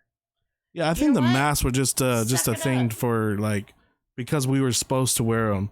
Yeah, So it why was not all make it temporary. fashionable? Yeah, type of deal. And they lied to us. Yeah. They lied to us. Oh, okay. They made us think that this shit was just gonna like deteriorate the entire population of planet Earth. Yeah. Well, I mean, It was bad. I'm not gonna lie. It was bad. yeah. I mean, but they use fear. Exactly. They're always going to be using fear to get people to do what they want. So, but we're not Exactly. going to get into that because I will back down then. yeah.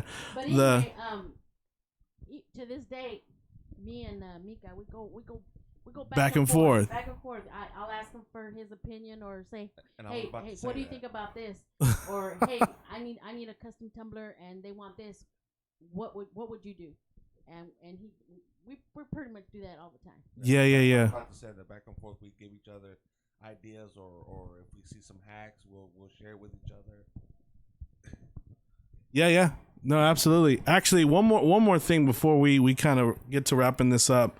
I want to ask the question because this is something that I've noticed firsthand. So we're all close to, or y'all are close together. My cousins are close together.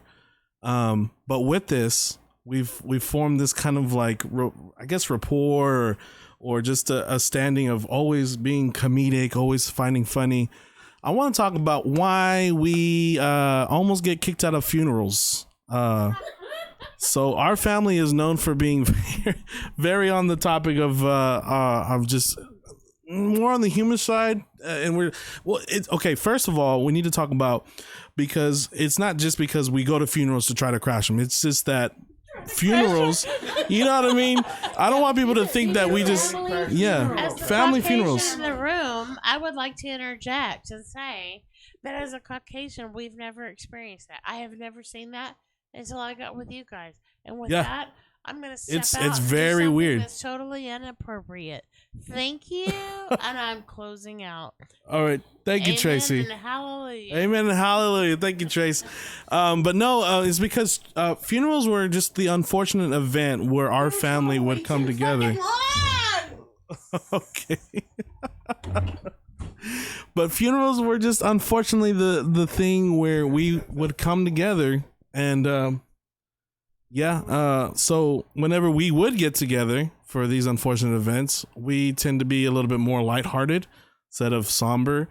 But I remember, like, because even me and Stevie, you know, sometimes we'll be joking around, and I thought it was just because we're idiots, and they'd always be like, I thought us getting in trouble, getting the knuckle in the shin or whatever, I thought it was because we were being bad, but apparently it's a whole generational thing. Yeah, it's a thing. Yeah. Yeah.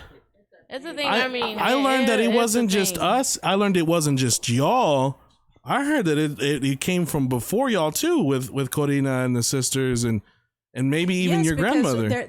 There's stories that our tias would say and make fun of, like I forgot what what relative passed away, and tia Trine, Which was well, grandma's sister. sister, our grandma's sister. Mm-hmm. I'm guessing it was her husband. I don't know, but anyway. So Tia Silpa would make fun of this, saying how she went up to Tia Trine to give her condolences, and of course she's smoking, and so as soon as Tia Silpa goes up to her, you know, she's smoking, and then she goes, you know, so Tia hugs her and all that, and then she goes, ay, ya mero quemaba acá la cortina. So Tia Silpa, you know, she shared that with us, and that was funny to her, and they would make a celebration, I guess, of that, and this was at a funeral, and I guess that's where we've learned it from, and I think it also goes to it's because of, for regrettably, about the only times we would get together would be at funerals. Right. It was good to see each other. Sure. And We just have a habit of like, hey, you know, let's be in high spirits because we're seeing each other, because we're family, and it's good to see each other. yes. But unfortunately, it was just at funerals. Is hide a lot of our pain with laughter, and actually, I think and we owe a lot of this to our late Tio Beto, because he would make us laugh. We would be in the back, our moms and aunts would be up front and all that, and I remember my mom would say, oye, aquellos, allá los tiene Beto riendo. You know, listen to them back there. Beto's got them laughing. Yeah. And Tio Beto was at the center of that. At Tio Chapo's funeral, we're there at the funeral home. That back pew, remember, we've got pictures. Tio Beto is back there with us, and the service is going on, and he's making us laugh back there. So, Were you back there, Ray? Actually, I did not make it to that funeral, Okay. but I can only imagine that we probably would have been kicked out. yeah. And, you know, we've got so many stories of like the things that happened at funerals. When Tia Corina, when we had her body there at the church, I remember, let's see, we were in the same pew, and my mom was a little further from me. There was a space between us, and she forgot to turn off her cell phone. Okay. Oh no. So one of her ringers was El Columpio by the Rieleros. Okay. For when Tia Sonia would call her. Okay.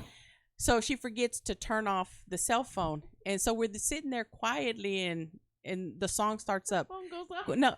¿Cuántas veces te he dicho llorando? So my mom hears the phone. She grabs the cell phone. She goes, apague esa cosa.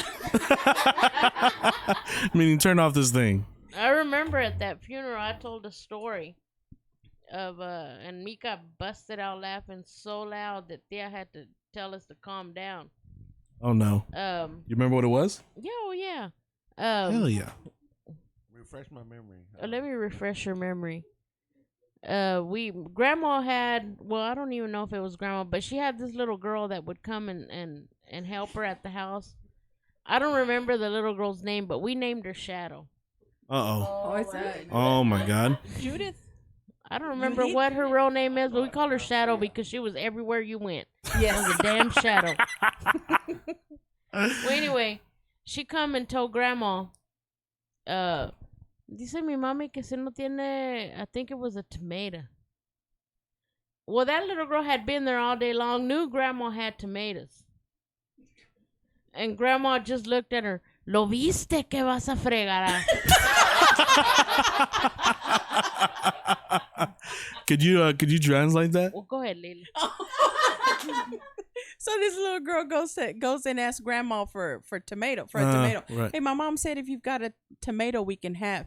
And then that little girl had been at grandma's house all day and knew grandma had tomatoes. So she goes, yeah, my mom was wondering if you could spare a tomato. And grandma goes, yeah, you saw the tomatoes. You know we had tomatoes. Why you acting like you didn't know we had tomatoes? And that's why you're here. That's why you asking. And that little girl got her tomato and went on with her merry way. But anyway, that was a story that I told Mika. Got him cracking up at Mom's funeral. Oh no! And then Tia Kika was like trying to get us to shut up, but Tia Kika was laughing too. Yeah, Kika was fun. Yeah. She tried to play it off. She tried to play it off, and we busted out laughing. I think at everybody's funeral. Anyway, any funeral I made it to, it was gonna be a good time. Be lit. And I know all the other ones I didn't make it to were already lit. Yeah. Can I we've always been humbled by this fact. I don't know. I really don't know why it is. I honestly don't know why. I don't know. But we're very humbled whenever we hear, like, whenever someone dies, okay, and we know the funeral arrangements, the cousins say, okay, and that's fine and dandy. We've got all the information. But are Tia Kika's kids coming? Are they going? Will they be there? That's a serious question they ask. I think that was a serious question I had when Mom passed away. When is Lila and them getting here? Wow. See, I think that was right, Lisa. Right? When? Yeah. I kept asking when y'all gonna get there. Yeah. I wanted y'all there. That's very, very touching for us. It's it means a lot. It means a lot. Yeah, that they would single y'all out for sure. Go ahead. Not to change the subject or anything, but just that memory that popped up when we were at Bernie's funeral. Bernie being the late husband to Dora. Yes. When we were all about to leave. Oh no. The whole family, our family, took up one pew. Okay, and this is in reference to Lila. Everybody goes to Lila for everything.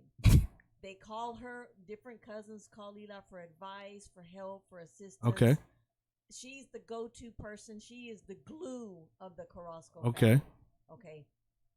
I agree. Whatever Lila says, Goes. However Lila says to do it, that's how it needs to be done. Okay, so check this out. I didn't find out about this till after. Okay, so we're all sitting there at the end of the first service. I guess that first night. Yeah. We're all sitting there. I'm sitting there behind Dora. Okay, and I've got the rest of the family next to me. I am not aware of this. Okay, so I'm standing there, and then I'm thinking we're getting ready to go, so I stand up, and then no, we're not ready to go, so I sit down. Well, I found out later that Rachel had said, okay, we're going to do what Lila says. When somebody had asked her, when are we leaving? And she goes, well, That's whenever Lila says we're going to leave. I didn't know that. So when I stood to leave. Yeah, she had us playing musical chairs. They all stood up. I didn't even sit. They all stood up. You didn't notice. And I didn't notice. The choir was going up to sing or something. Yeah. And so, something happened. I sat back down. They all sat back down. Guess not. Guess not. She had us playing musical chairs over there. No idea. Playing choir in the rafters. Stand up, everybody stand up. Lila sit down, everybody sit down. And we're like, well, when are we leaving? From the Caucasian point of view, it was more like follow the freaking leader. Follow the Simon leader. says. Yeah. Yeah. Well, Simon is Lila. I was even like, what is Lila doing? Yeah. Not even when Yeah. we're trying to be funny. Right. It was funny. It was funny. But We're just we were inherently trying to- funny sometimes. Yeah. That was just. And it's natural. funny how it wasn't just us. It was our mothers and our Yeah, I was gonna bring that up. Like that one time, Lila, you remember everybody was at mom. All the sisters were at mom's house, Yes. Oh wow. and they're about to leave, and so they start gathering. They start To do a doing prayer. a huddle. Yeah, they huddle. huddle together to do a prayer. To pray. Finish the story. We got video So, on that. so Yeah, I Tia, remember the video. Tia Mimi is leading this prayer. Mm. Okay, and she's being serious. Serious, like, hey, we need to pray. She was the only one being serious. That was Mom could not be serious, or Tia Kika, Oh, if they needed to do it to save their to lives. save their lives. it. Just like how we at a funeral, Yeah. it needs to be serious. They- Oh my God, Yes, trickles and, down. and it trickles down from grandma. Yeah. Because grandma, she had some one-liners. I'm Oh, sorry, I got can't get stories. into- I yeah. got stories of grandma. So Oh, yeah. and then when our aunts when mom and Tia Corina would say about us, estos no se aguantan, and I'm like, where do you think we got it from? That's exactly what we would say to them. Exactly. Yeah, exactly. That's the way it would go. I mean, I know one time I crossed the border with grandma, and we were trying to get I don't know if we were trying to get back in or out, but I was talking English to the border patrol, Here we go. and they were pretending like they didn't understand me. That's their job too, though, right? Well, but grandma gave me permission. I thought. She goes, pues cómo no le echo unas madres, a veces no se la entendían. And grandma literally was telling me, why didn't you cuss at them in English to see if they didn't understand that? Well, I was excited about grandma telling me I could cuss. I think this started a whole And whole thing for you know you. what? And ever since then, I think I've been cussing. Well, anyway, I went home and We told found it. mom about how grandma said I should have cussed at him. Well, of course, grandma got in trouble for telling me that. But anyway, I think ever since then, my mouth became a sailor mouth, all because grandma said I should have cussed. Someone took a filter from here and the Yeah, whole new grandma world. said, and anything grandma said, that was it. Yeah. Yeah, potty mouth Ray Ray. Since Potty mouth from Ray Ray from came grandma. in. But you know what? I'm doing pretty good on this podcast. Hey, I appreciate it. I mean, I don't really care, but appreciate it. But yeah, I was saying that it stemmed from your mother's. And continue with the story of the prayer, because I love the story. Oh well, no, so Tia Silpa was, I'm sorry, Tia Mimi was praying, and she was being serious. We have it on video, we have pictures, and Tia Corina and Francis, our mom, they're just laughing like two schoolgirls can't be serious. Can't be serious during this I can prayer. imagine. You know what? Tia Sonia must have been in that mix somewhere. Oh yeah, Tia Sonia Yeah, she there, was. too. Yeah. I imagine those three. Yeah.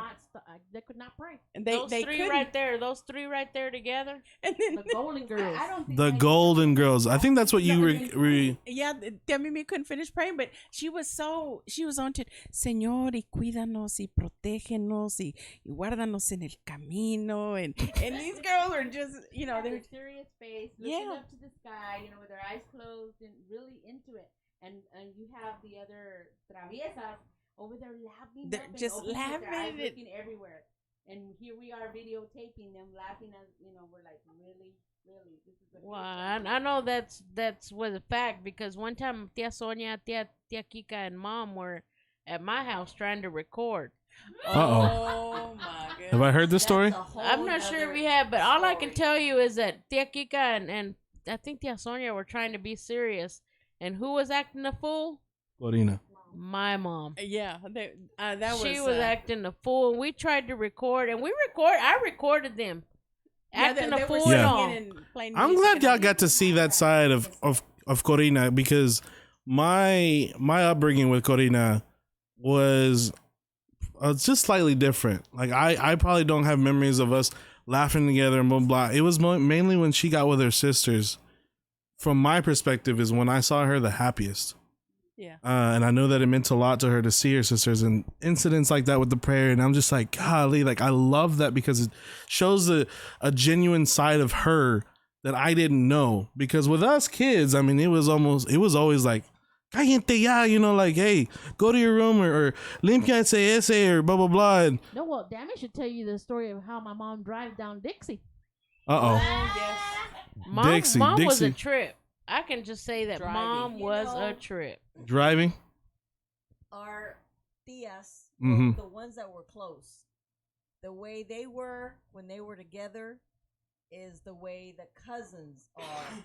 When we all are together. But getting back to what Lisa said, oh my gosh. Anytime we hear Dixie and University, Tia Corina flying down those streets come to mind every single time. All I gotta Back say when is we didn't have to mom. wear seatbelts. Mom didn't had have a to wear lead seatbelts. foot, no seatbelts needed.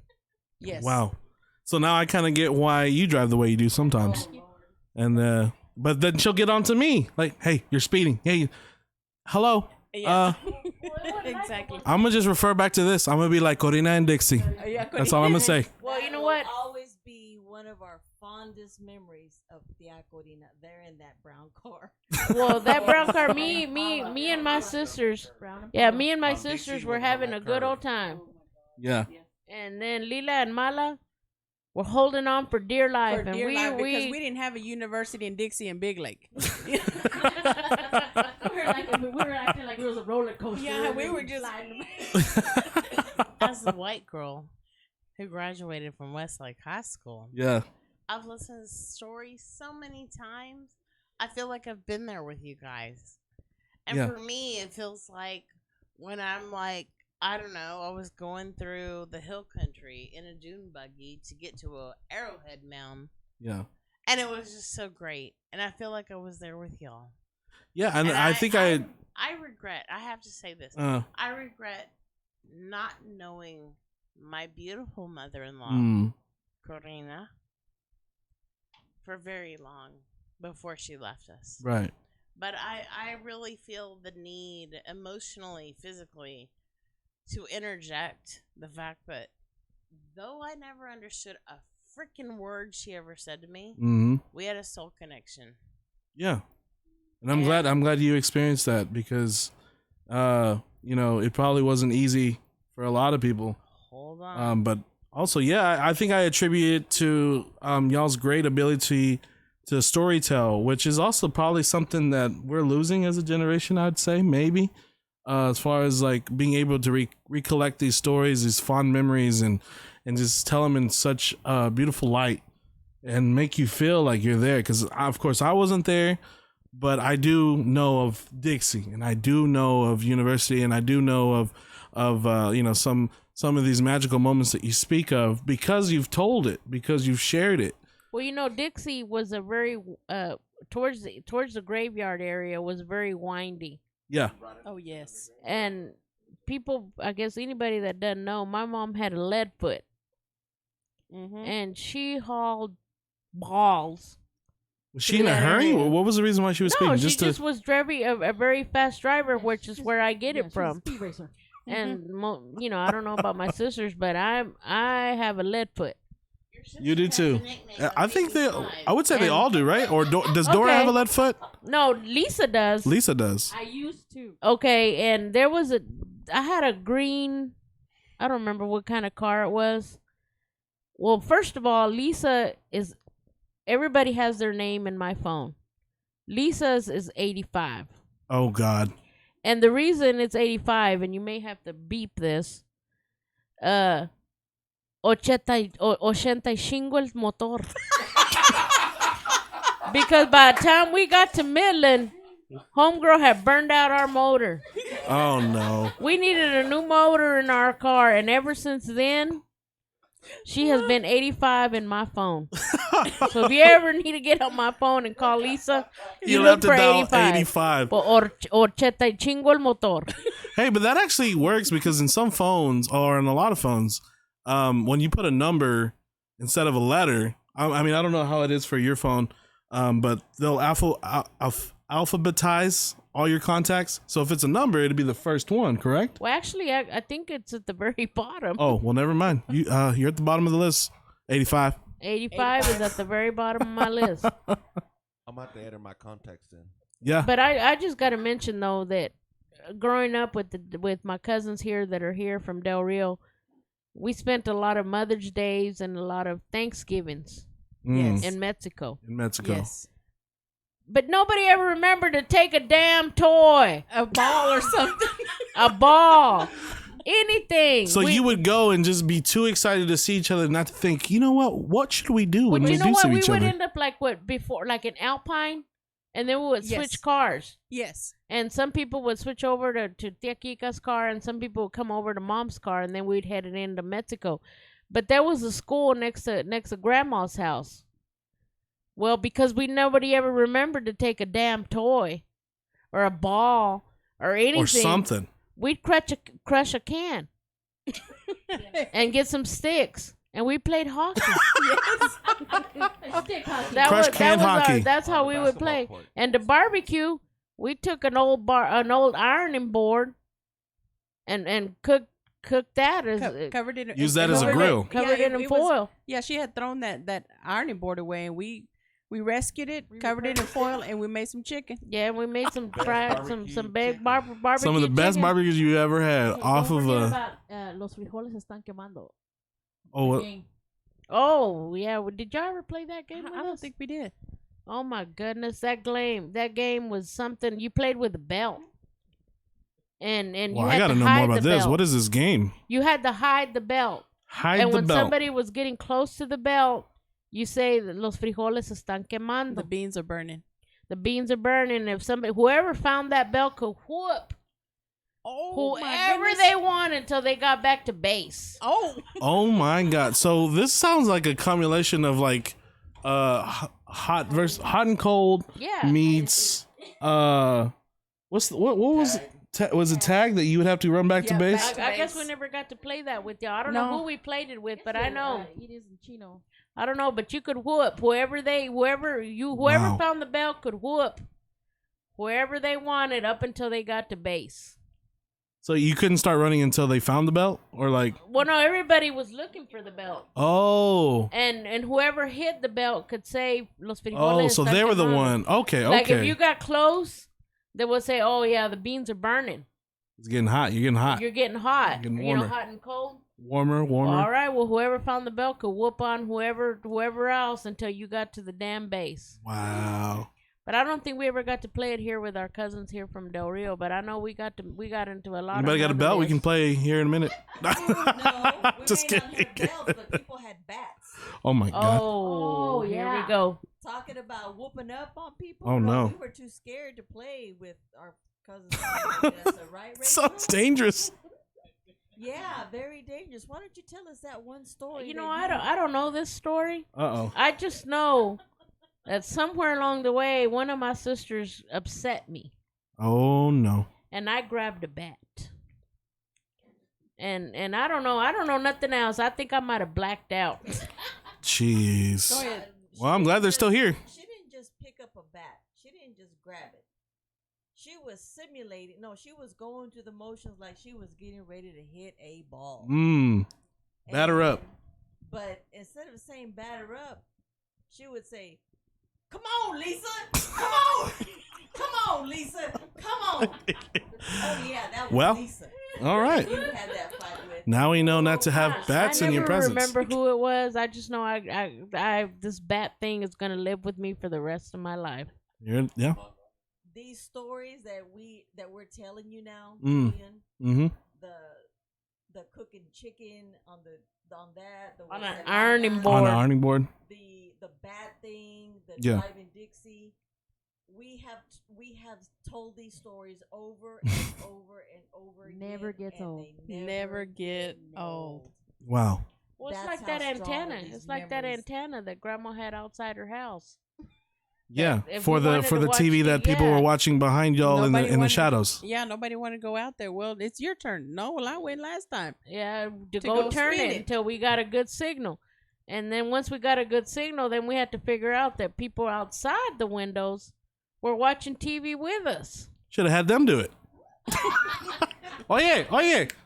Oye, ve allá y pícale ahí a la antena. Make yourself useful. Yeah. Oh my God, this is there's so just beautiful. A lot of memories coming Yeah. back from Mexico when we would go and just hang out and do whatever. And you know what? Of all the cousins, I don't think any of the other cousins can say the same.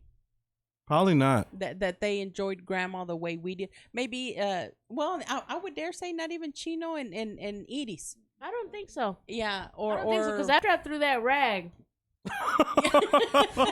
Through that rag. What are you talking about? Me and grandma became really close after that to the point to where. Is if this I'd go before she visit- told you to cuss or after she told you to Oh, cuss? I don't even. I think after because we were already really close when she gave me permission. There to you cuss. go.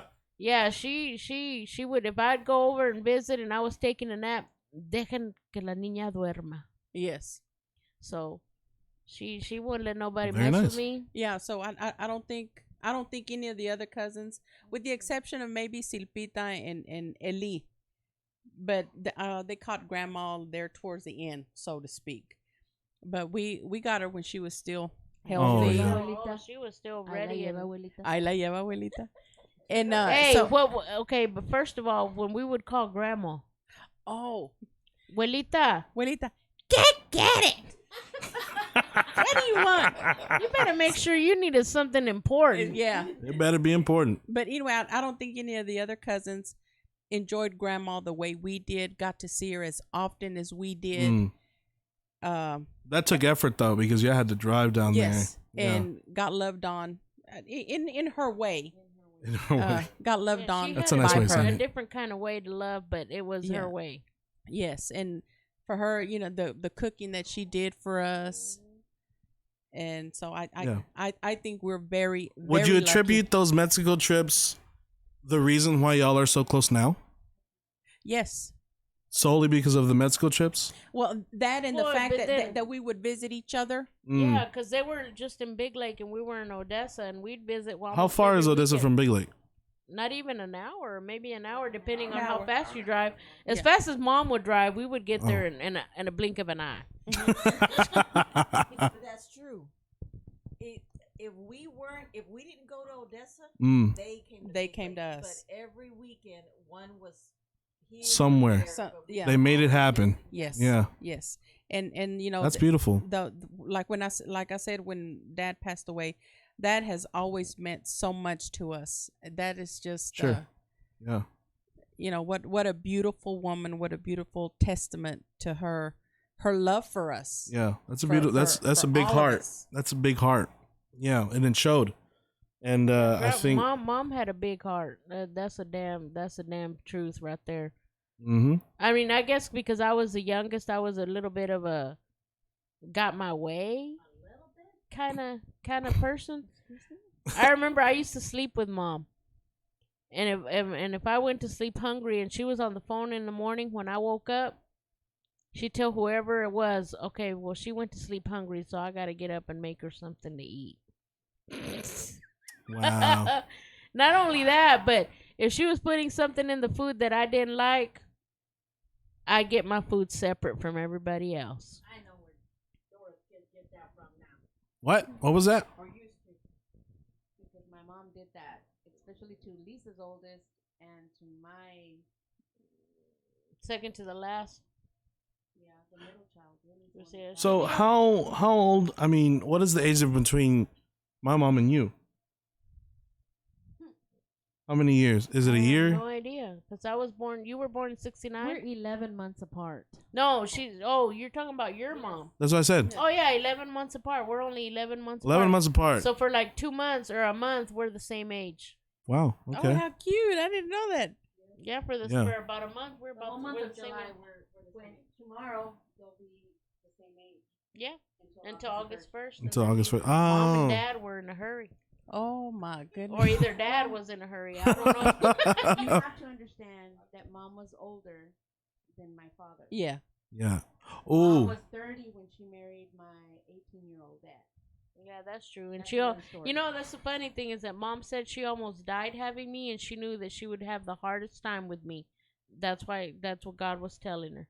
Good gosh. And she had the hardest time with me. Hey, but she would make you breakfast if you went to bed hungry, though. Yes, she did. And if she was putting something in there that I didn't like, she'd separate my food and make it for me later. You know Wow. what? That is a coincidence Mm. because Mika over here, who is also the baby of the family, Mhm. the He is youngest mild. sibling, he does not like onion. So even Sounds to like this somebody else I day, know. If we make something, Mhm. he has to have something separate. Mhm. And that's what Then and I that's guess what they that's what do. we had in common with our moms. But I could get away with murder. I'm not gonna lie. So If you I were wanted the to go Jacob. out, oh yeah, if I wanted to go out, I'd tell my mom. She goes, "What time are you coming home?" If I told her I was coming home at midnight, she was fine with it as long as I got home at midnight, and I would. And I know Dora and Lisa would have a fit because I could go and do whatever I wanted as long as Yep. I was home when I said I was home. Well, let me tell you something. You better be thankful you belong to Karina, because you been in our family, that wasn't gonna fly. No. They treated us. I'm the Different. one. Yeah. Yeah, Lisa and Dora got treated different than I did. Wow.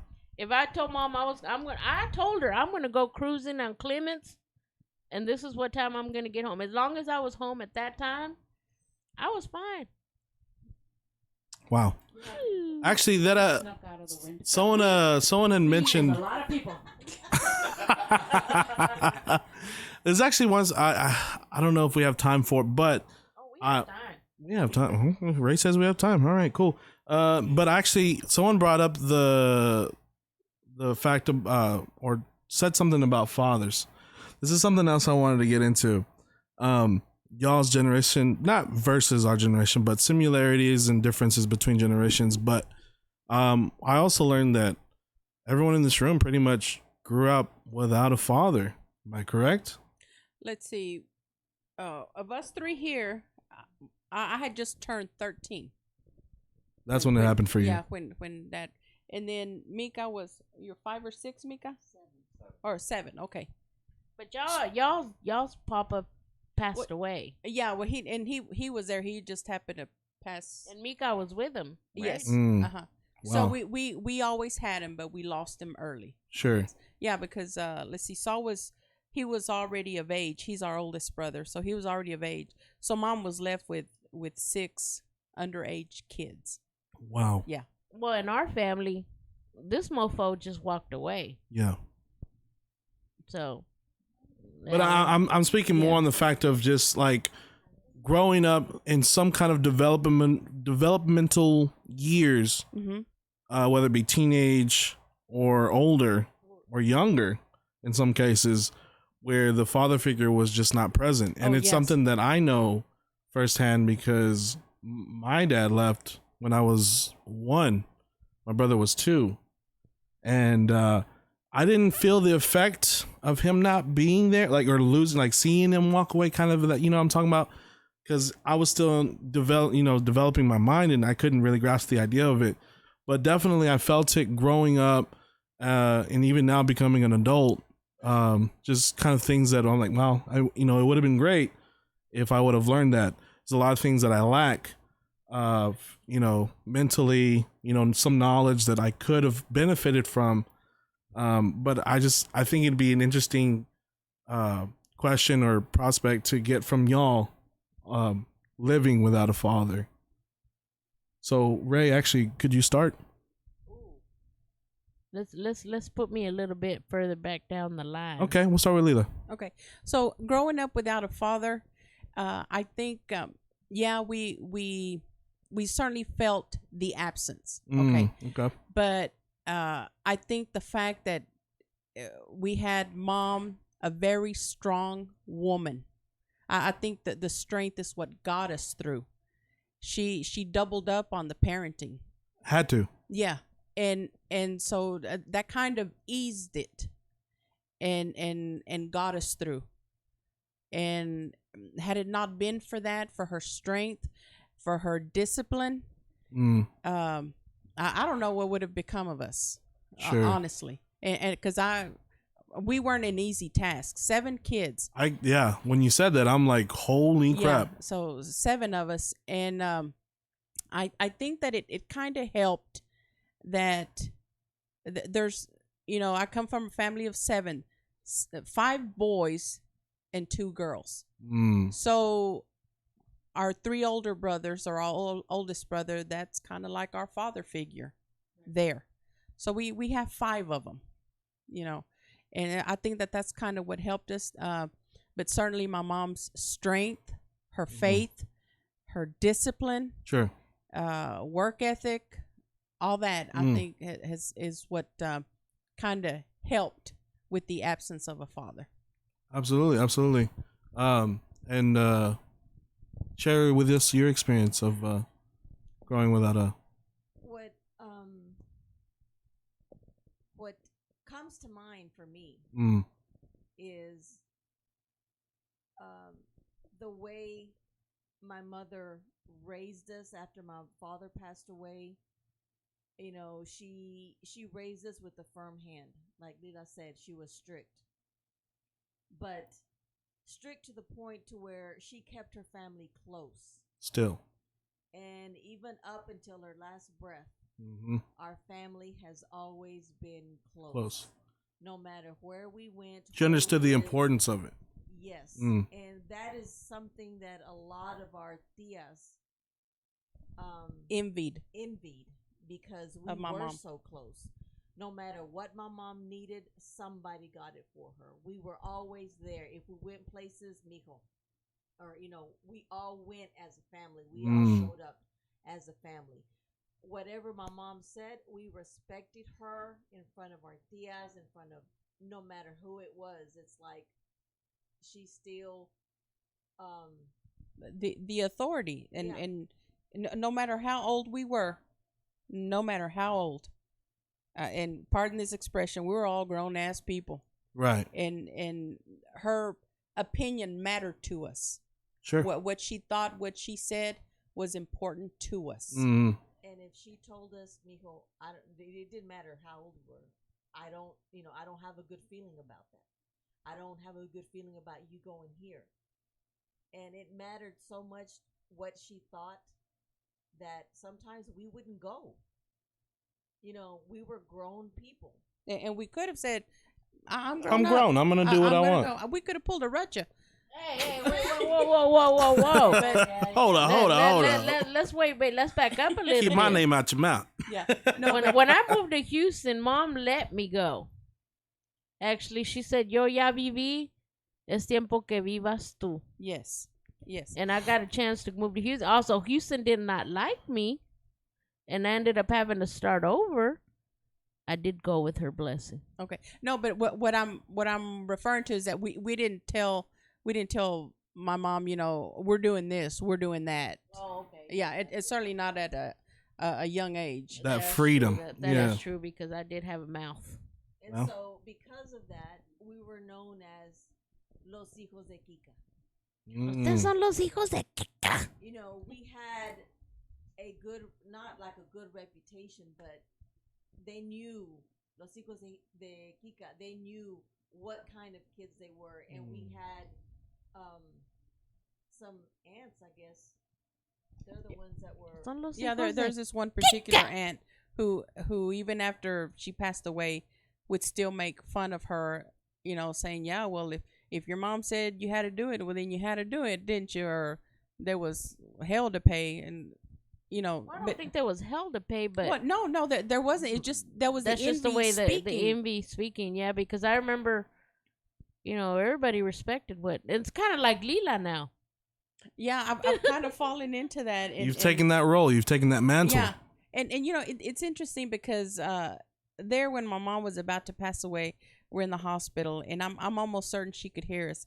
And I told her, listen, I'm gonna take care of them for you. Mm. I promise you that. Yeah. And you've kept your word. Yeah, and She did because we could not move or anything at Bernie's funeral until Lila moved. And then if she stood up, guess what everyone else did? yeah. We, But we anyway, were literally playing the wave. So the going back to what you know the Yeah. the absence of a father, just the strong women that raised us. Mm-hmm. has Yeah, and compensated. they, you know, I mean, seeing it firsthand, from my perspective, people take for granted the strength of a woman, you know, and the love that they carry, because I tell people every time that I have to explain this to them that like some people don't understand the concept. They can't wrap their minds around what it was like to be like, oh, he wasn't there. So I have to be like, you have to understand, like, my mom, she had to take on those responsibilities. She had to double, like you said, double up on responsibility, double up on everything. But she didn't do it because she knew, she knew she had to, but it wasn't from that. Where it came from was a place of love. Right. So, and, men and women operate different. So men operate from logic, women operate from love. Mm-hmm. And it's such a blessing to be able to experience that. And then knowing that y'all had to do that, experience that as well. And from strong women, you get strong character, strong personalities and such. But the strength that comes from that is so undervalued. And I think the more we see it in this day and age, then it's becoming more of a thing like, oh, hey, single mothers, they need support, they need strength and stuff. But that probably wasn't, so readily available. So it wasn't in the forefront when y'all were going through it. It was just kind of like those things where you don't talk about it maybe, but it exists. It's just things that, you have to live with. But Mika, let me get your perspective on, As a male. A male perspective. Well, at first it was kind of hard because I was 7 years old. Mm-hmm. Didn't really know what was going on. And throughout the years, still trying to learn. And that's when mom stepped up to do double duties. Double duties, yeah. But when I was there with my dad during the accident, but like I said, at first it was because I didn't know what was going on. But then, when I got older, then I started realizing it's like, but my mom raised us to the people who we are today, and I think we turned out pretty good. Yeah, We didn't turn out half bad, I think. and we're products of the people that raised us.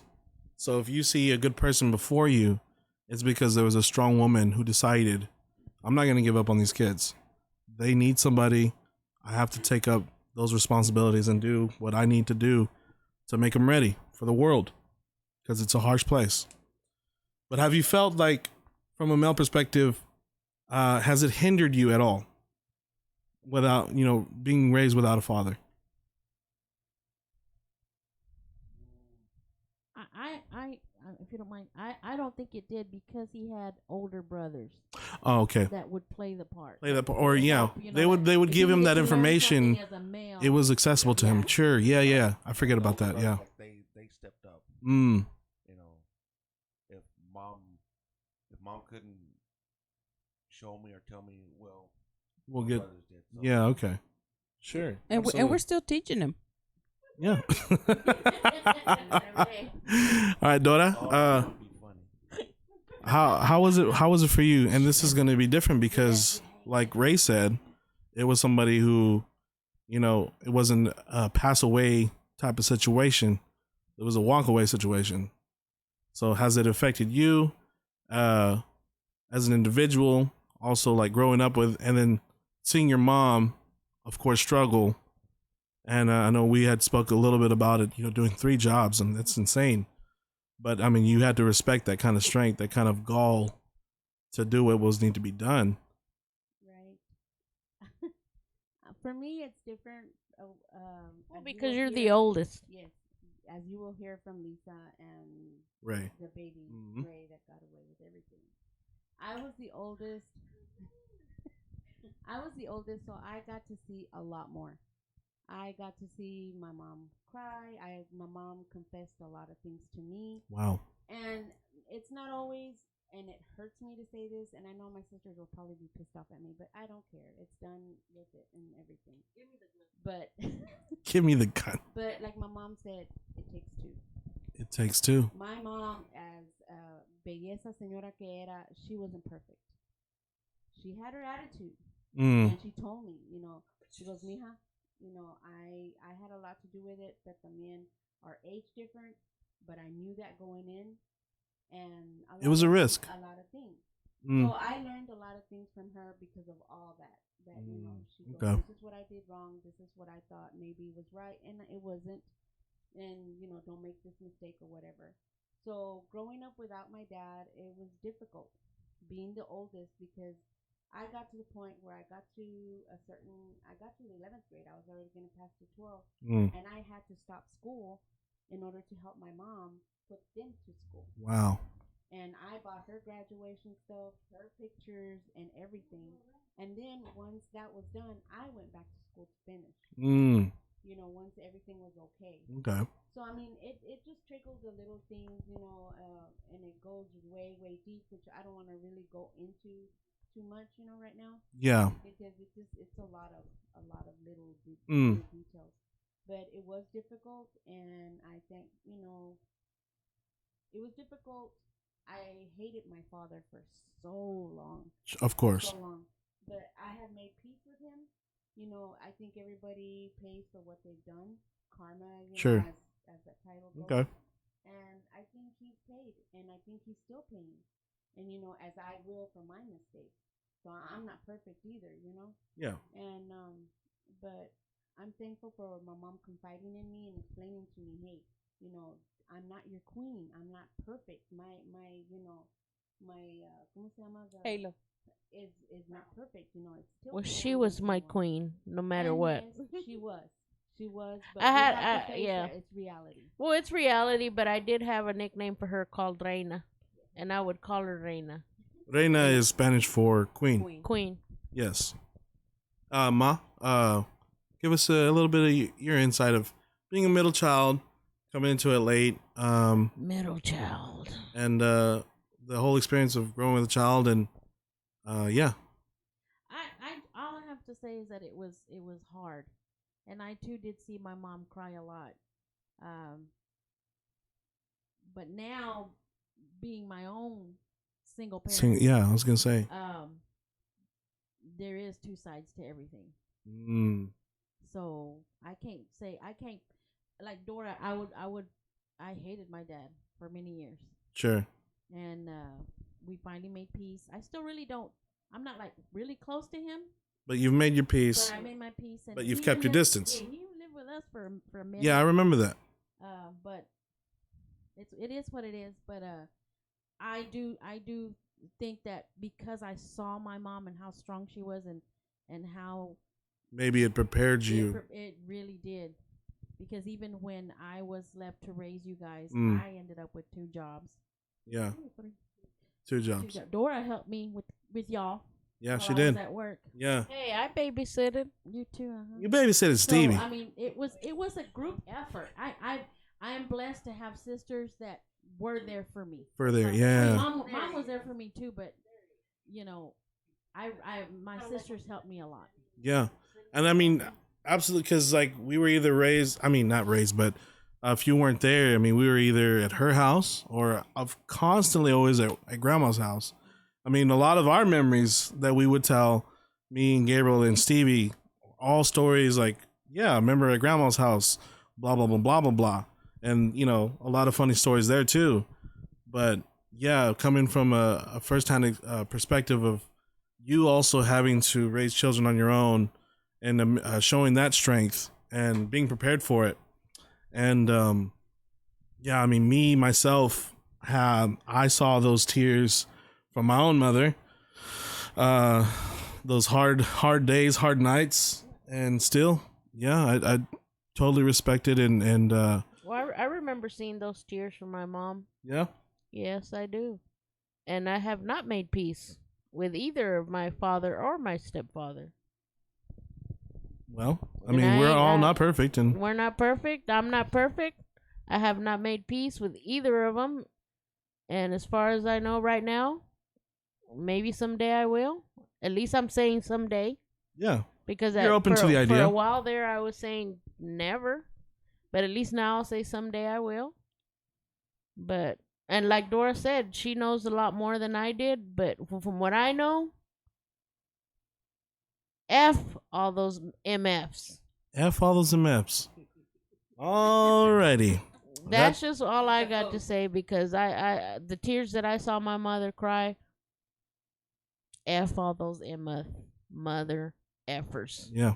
Okay. That's all I got to say about my I experience. completely. I know that feeling because I mean I of course naturally if I saw my mother when I'd see her struggle, see her cry and stuff, that I would harbor the same feelings. Like, man, I don't really like this guy. Like, why would he do that? If he only understood the pain and the struggle, your decisions follow you, then why would you decide to do this? For a long time, I didn't really, I wouldn't say I hated my dad, but at the same time, I didn't really care for him.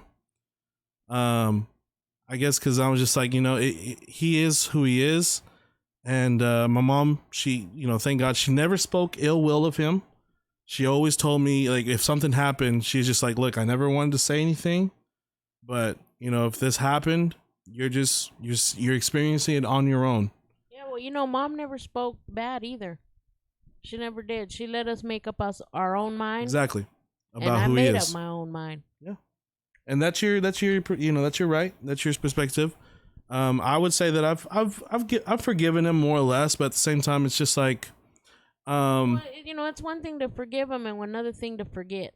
Well, of course you don't forget. You can't never forget. You can't never. There's so many years. I could easily forget anybody, but that's my problem is that I won't forget. Jesus forgives and forgets. I don't. Well, all right then. Thank you for not forgetting or forgetting me. No, baby, I love you. Yeah, all right. Thank you. My Charlie Brown. Charlie Brown, okay. Well, because when you were little, you had that Charlie Brown head. That's right. I thought my nickname was Vacuum from you. Well, no, yes. You did eat everything off the ground that anybody left behind. Yeah. Because your boy thick. It's all right, though. All right. You know what? I think that's gonna be a good place to end right there. Unless y'all have something else to add. I think we got a lot more to talk about. There's a lot more, and I know you don't have the time for what we have to say. The other funny stories that or incidents that we've actually gone through. They may not have been funny at the time, but as adults, they're hilarious. So we can always maybe do a part 2. Yeah, I mean, who knows? Who knows what's in the future? We might meet up again, and we can definitely dive into some more funny stories. But as far as the content that I was looking for today, I mean, I've asked and I've gotten, and I mean, I just thank y'all for your time. I don't mean to keep y'all, but yeah, this is keeping me. I got plenty more. I know. Well, we thank you, Julz, for letting us be your gems today. You're welcome. But maybe part 2 some other time. But it was nice to be able to. Yeah, and then of course, what I love about this is that after even after tonight, you can always revisit this same conversation when it gets posted, and it'll just be that nice little gem, I guess, for you as an individual, if you want to go back and listen to these stories, listen to these conversations. Well, I got one story that I need to share before we hang up. Okay. One time we were at the flea market in Del Rio. and I'm listening. Okay, so we were out with Frances. She took me and Mom out there. I don't know, maybe Mika was with us. I don't know. And Frances found something that she wanted. I can't remember what it was. Anyway, she asked for a price on what they wanted for it, and apparently it was too high. And all Frances said was, "I know," and walked away. You remember? Oh, the sass. sass. It was ridiculous. It was ridiculous what they wanted for it. I know, and she did. She told that guy, "I know," and we all walked. I'm like, "All right, we're walking away. Let's go." Wow. Some serious sass. Serious sass. Thea didn't play. That's one thing Frances did not play. Yeah. She was funny and everything, but you did not F with Frances. Yeah. That's true. That's very true. Very true. But anyway, your listeners are actually getting a glimpse of this family. Yeah. Just a smidgen. This is what it seems like. Like to me, like if they just barely move the curtain over a little bit to to Catch get a little glimpse. peek. They Yeah. don't even know. Oh, Yeah. Well, we do have a lot of memories together. Yeah. Between Francis and Corina's family, there's a lot of memories. But you know, we're every single day we're building memories. We're making memories. Sure.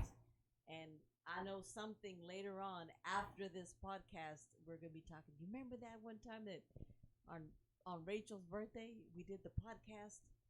Mm-hmm. So even Yeah, today, even right we're now. making a memory. Making memories Yeah, right my now as we birthday's speak. actually tomorrow, but I've gotten a lot of surprises today and started Friday. This Remember whole that time weekend. we drove up and yeah, when For your Lisa birthday? drove up, I'm like, that looked like Lisa's car. That's Lisa. That's Lisa. And then what? And then who rolled up? And then Gabriel and the bug rolled up, and Evelyn. And then the Del Rio folk rolled up, and I don't recognize the truck. I was fixing to go out there with a bill or a gun or something to collect.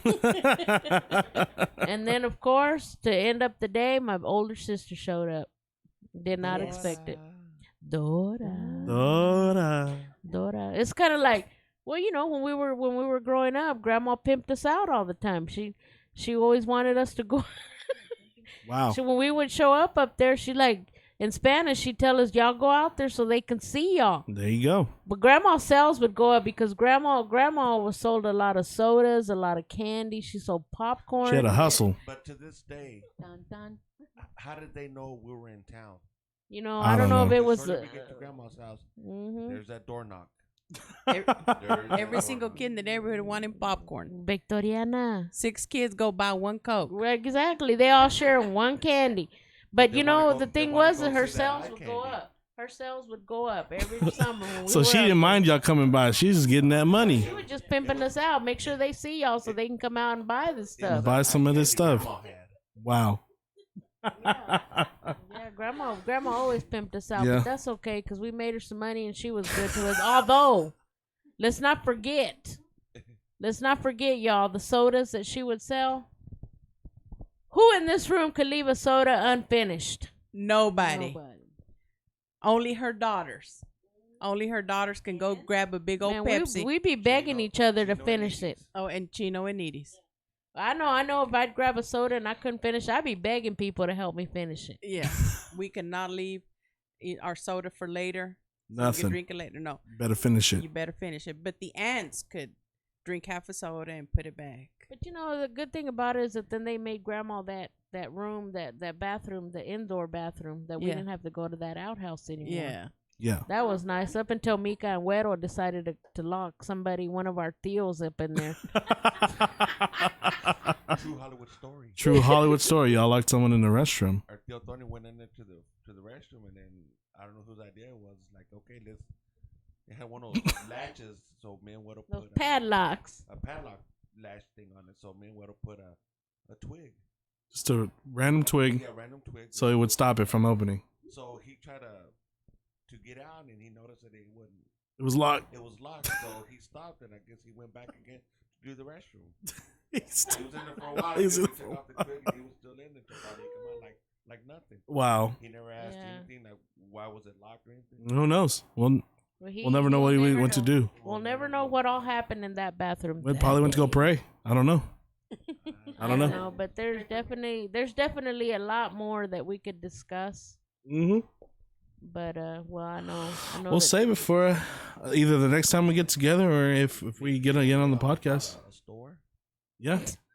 Oh yeah, there was that store. Remember, Mick? right up the street from Grandma. Yeah, right up the road from Grandma's house. This little store called the Conasupo. Yeah. And me and Mika, when we would go visit, me and Mika would take off and go buy pads or candy or whatever we wanted to buy. Well, we got to the point where we had bought everything in that store that we could possibly buy, that we came home with matches. Just matches. Random. Just matches. And Grandma, mira esto, ¿con qué llegaron? Matches. We didn't have nothing else to buy. And it's kind of like that across the way, they had a cow that they were milking. And me and Mika wanted cereal. I don't know if you remember this. And when we were little, we didn't know that milk actually came from a cow. We thought it was just a gallon at the grocery store. Oh my gosh. And they sent us across the way to get this milk, and we seen where it came from. when we went and took back that milk to grandma and mom and them and set it there on the table, and when they're like, well, didn't y'all want cereal? And we're like, well, didn't you know where that come from? And we turned around and we called balls. We like turned around and burned. We didn't want anything to do with it.